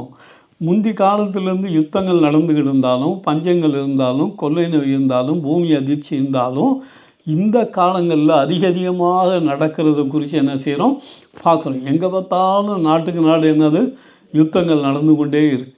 நிறைய இடங்களில் பூமி அதிர்ச்சி உண்டாக்கி கொண்டே இருக்கு. கொள்ளை நோய் கொரோனா வந்துச்சு, கொஞ்சம் வருஷம் ஆச்சு, நிம்மதியாக இருந்துச்சு. இப்போயும் என்ன செய்யுது, ஸ்ரீலங்கா, இந்தியா, சில நாடுகள்லாம் என்ன பண்ணிருக்கு, கொரோனா வந்துக்கிட்டே இருக்குது, கொள்ளை நோய் அப்படி வந்துக்கிட்டே இருக்குது. அப்போ கடைசி காலங்களில் இவைகளெல்லாம் வரும். அதே போல் பூமி அதிர்ச்சிகளும் நிறையா வரும். மற்றொரு இடத்துல கூறப்பட்டுள்ளது, அக்கிரமங்கள் பெருகுவதினாலே அநேகருடைய அன்பு தணிந்து போகும். அக்கிரமம் முன்பு இருந்த காலத்தை விட நிறைய அக்கிரமங்கள் நடக்கிறத பார்க்குறோம். சின்ன பிள்ளைகளை கடத்தி கொண்டு போகிறது, மற்ற எத்தனையோ விதமான அக்கிரம செய்கைகள் அதிகமாக நடக்கிறதை குறித்து பார்க்கிறோம். முதலாவது நாம் பார்த்தது போல் எசேக்கியேல் 16:49 பார்த்தோம். அது என்னது, சோதோமின் பாவம் போல் இன்றைக்கி சபைக்குள்ளே அந்த கர்வமும் ஆகார திராட்சியும் நிர்விசாரமும் அதிகமாக போய்கொண்டே இருக்கிறதை பார்க்கிறோம். மத்தேயு 27:37-39 ஆண்டவராகிய இயேசு சொன்னார், லோத்தின் நாட்களிலே நடந்தது போல மனுஷகுமாரன் வரும் நாட்களிலே என்ன செய்யும், நடக்கும்னு சொன்னார். லோத்தின் நாட்களில் என்ன அக்கிரமம் நடந்துச்சு? ஆதியாகமத்தின் புஸ்தகம் 19ஆம் அதிகாரம் 5, 6, 7 பார்க்கும் பொழுது அந்த லோத்துவை சந்திக்கும்படி தேவதூதர்கள் வந்தாங்க. ஆனால் அந்த ஊர் ஜனங்களில் கொஞ்சம் பேர் வந்துட்டு என்ன செஞ்சாங்கன்னா, அந்த வீட்டை சுற்றி சூழ்ந்து கொண்டு ஒன்னிடத்தில் வந்ததான என்ன செய்யும், அந்த ஆட்களை அனுப்பிச்சி விடும், அவங்கள நாங்கள் அறியணும்னு சொல்லி சொன்னாங்க. அப்போ அவன் சொல்கிறாரு, லோத்து சொல்கிறாப்புல, என்னுடைய வீட்டில் பெண் பிள்ளைகள் இருக்குது, அவங்கள நீங்கள் கூட்டிகிட்டு போங்க, மற்றவங்கள நீங்கள் இவங்கள ஒன்றும் செய்யாதவங்க சொன்னாலும் இல்லை அப்படின்னு. அதனுடைய அர்த்தம் என்ன, அந்த காலங்களில் இருந்ததான அந்த ஓரின சேர்க்கைகளுடைய காரியங்கள் இந்த காலத்தில் அதிகமாக பெருகிறத குறித்து பார்க்குறோம். மற்ற நாட்கள்லேயும் இருந்துச்சு, ஆனால் மறைமுகமாக இருந்துச்சு. இந்த நாட்களில் பார்த்திங்கன்னா அமெரிக்கா மற்ற இடங்கள்லாம் ஊர்வலம் போகிற அளவுக்கு அவங்க என்ன செஞ்சிட்டாங்க, பெருகிட்டாங்க. அப்போ என்ன அர்த்தம், ஆண்டவர் அன்னைக்கு சொன்னார், லோத்தின் நாட்களில் நடந்ததான அந்த அக்கிரம செய்கை அது இந்த நாட்களில் அதிகமாக பெருகிருக்கு. அப்போ இதெல்லாம் நாம் உணர்ந்து கொண்டு ஆண்டவருடைய வருகை சீக்கிரம் வந்துடுச்சு. அதனால தான் ஆண்டவருடைய வருகைக்கு முன்னாடி இதெல்லாம் அதிகமாக என்ன செய்து எல்லாமே நடக்குது. அந்த உணர்வோடு கூட நாம் அதை அறிந்து கொண்டு நாம் ஆயத்தமாக இருப்பது அவசியமான காரியம். விடுபட்டு போயிட்டா ஒன்றுமே செய்ய முடியாது. ஒரு பஸ்ஸு வருது, ஓடி போய் ஏற போகிறோம், அந்த பஸ்ஸு போயிடுச்சு, நம்ம என்ன செய்ய முடியாது, ஒன்றும் செய்ய முடியாது. அடுத்த பஸ் வந்தால் போகலாம். ஆனால் ஆண்டவருடைய வருகை ஒரு முறை தான் இருக்கும், அதுக்கு பின்னாடி அவர் பகிரங்க வருகையில் தான் வருவார். அப்போ அந்த ரகசிய வருகை வரும் பொழுதே அவரோடு கூட போவதற்கு நாம் ஆயத்தமாக இருக்கணும். இப்போ அநேகர் நினச்சிக்கிருக்காங்க, ஆண்டவர் சாந்தமுள்ளவர், விட்டுட்டு போக மாட்டார், அவர் எவ்வளோ அன்புள்ளவர், கூட்டிகிட்டு போயிடுவார் அப்படின்னு. எல்லாத்தையும் ஆண்டவர் கூட்டிகிட்டு போகிறதுக்கு வரல, தம்முடைய பரிசுத்தவான்களை அழைத்து செல்லும்படியாகத்தான் என்ன செய்கிறாரு, வர்றார். எல்லாத்தையும் அவர் குப்பை குடிக்கிறவன் வெறிக்கிறவன் எல்லாத்தையும் அழைச்சிட்டு போகிறதுக்கு வரல. நீங்கள் ஒரு கடைக்கு போகிறீங்கன்னு வச்சுக்கோங்க, ஆப்பிள் பழம் வாங்க போகிறீங்க, அங்கே நிறைய குமிச்சு வச்சுருக்கான், அப்படியே மொத்தமான கூடியில் வாங்கி போட்டு வரோம் இல்லை. அது என்ன பண்ணுவோம், சொத்த பழம், சூத்த பழம், அழுகி போனது எல்லாத்தையும் ஒதுக்கி வச்சுட்டு நல்ல பழமாக தான் நம்ம வீட்டுக்கு எடுத்துகிட்டு வரோம். அப்போ நல்ல பழத்தையே நாம் வீட்டுக்கு கொண்டு வர விரும்பும் பொழுது தேவாதி தேவன் நமக்காக பரலோகத்தில் ஒரு ஸ்தலத்தை ஆயத்தம் பண்ணி கொண்டு இருக்கும்போது அது எப்படி இருக்கணும்னு நம்மளால் கற்பனை பண்ணவே முடியாது. இந்த பூமியே சுவிட்சர்லாந்து, இந்த ஜெர்மனி, மற்ற நாடுகள்லாம் எவ்வளவோ அழகாக இருக்குது. அதை விட மேலாக என்ன இருக்கும், தேவனுடைய ராஜ்யத்தினுடைய அந்த மேன்மையான காரியங்கள் அழகாகத்தான் இருக்கும். அப்போ நமக்கு ஆயத்தம் பண்ணி கொண்டு இருக்கும்போது சும்மா குடியாரனையும் இல்லாட்டி மற்ற வேண்டாத ஆட்கள் எல்லாம் ஆண்டவர் கூட்டிகிட்டு போக மாட்டார். தம்முடைய பரிசுத்தவான்களை மட்டும்தான் அவர் கூட்டி கொண்டு வருகிறபடியினாலே நம்முடைய வாழ்க்கையில் நாம் பரிசுத்தம் உள்ளவர்களாக இருப்பது அவசியமான காரியம். ஆகவே தான் வெளிப்படுத்தின விசேஷத்தில் ஆண்டவர் சொன்னார், பரிசுத்தம் உள்ளவன் இன்னும் பரிசுத்தம் ஆகட்டும். அசுத்தம் உள்ளவன் இன்னும் அசுத்தமாக இருக்கட்டும். அசுத்தம் உள்ளவர்கள் உலகத்தில் இருந்து கொண்டே தான் இருப்பாங்க, அதில் சந்தேகமே இல்லை. ஆனால் நம்முடைய வாழ்க்கையில் நாம் பரிசுத்தம் உள்ளவர்களாக பரிசுத்தத்தின் பாதையில் இருக்கணும். முழு பரிசுத்தவான் யாரும் இல்லை. ஆனால் நம்ம எங்கே இருக்கணும்னா பரிசுத்தத்தின் பாதையில் பரிசுத்தத்தின் வழியில் நாம் இருக்கும் பொழுது ஆண்டவர் வரும்பொழுது நம்மை அழைத்து செல்வார் என்பதிலே சந்தேகமே இல்லை. ஆகவே நம்முடைய வாழ்க்கையில் ஒரு உணர்வு இருந்துச்சுன்னா நாம் தேவனை தேடக்கூடியவர்களாக இருப்போம் என்பதிலே சந்தேகமே இல்லை. நம்முடைய வாழ்க்கையில் அனுதினமும் நாம் தேவனை தேடுகிறோமா? ஒருவேளை இந்த யூடியூப்பில் கேட்டுக்கிருக்கலாம், நீங்கள் நேரம் கிடைச்சும் சந்தர்ப்பம் கிடைச்சும் வர முடியலை, யூடியூப்லேயே இருந்து கேட்டுக்கலாம்னு அதே விதமான நிலைமையில் இருந்தால் அது தேவனை தேடக்கூடாத, தேவனை தேடுகிறதுக்கு காரியம் அல்ல. ஒருவேளை உடம்பு சரியம் இல்லாமல் பெட்டில் இருந்து இல்லாட்டி வேறு விதமான நிலைமையில் இருந்தால் பரவாயில்ல, நல்ல ஆலயத்துக்கு வர முடியும். எதுக்கு காசு செலவழித்து நேரம் செலவழித்து அங்கே போகணும் அப்படிங்கிற நிர்விசாரத்தோடு சில பேர் இருப்பாங்க. அப்படிப்பட்டவர்களுடைய வாழ்க்கையில் அது தேவனை தேடுவதாக இருக்காது. தேவனை தேடுவது முழு இதயத்தோடு நம்ம காசு செலவழிஞ்சாலும் பரவாயில்ல, பஸ்ஸுக்கு காசு போட்டாலும் பரவாயில்ல, தேவனை தேடலாம்னு சொல்லி போகிறவங்களுக்கு தான் அந்த ஆசீர்வாதமே ஒழிய மற்றவர்கள் அதை செய்ய முடியாது. ரெண்டாவது, நன்றி உணர்வு இருந்தால் நம்முடைய வாழ்க்கையில் நாம் தேவன் நாமம் மகிமைப்படும்படியாக வாழ்வோம் என்பதில் சந்தேகமே இல்லை. மூணாவதாக, நன்றி உணர்வு இருந்தால் நம்முடைய வாழ்க்கையில் ஆண்டவராகிய இயேசுவை பற்றி அறிவிக்கக்கூடியவர்களாக இருப்போம். நான்காவதாக, நம்முடைய வாழ்க்கையில் உணர்வு இருந்துச்சுன்னா ஆண்டவருடைய ஊழியத்துக்கு நாம் கொடுக்கக்கூடியவங்களாக இருப்போம். ஐந்தாவதாக, உணர்வு இருந்தால் அவருடைய வருகைக்கு ஆயத்தமாக இருப்போம். இந்த 5 காரியங்களில் நம்முடைய வாழ்க்கையில் உணர்வோடு நாம் செயல்படுவோமே என்றால் நாம் தேவனுடைய ராஜ்யத்துக்கு செல்வதற்கு தகுதி உடையவர்களாக இருப்போம் என்பதில் சந்தேகமே இல்லை. கர்த்தர் உங்களை ஆசீர்வதிப்பாராக. ஆமேன், ஆமேன்.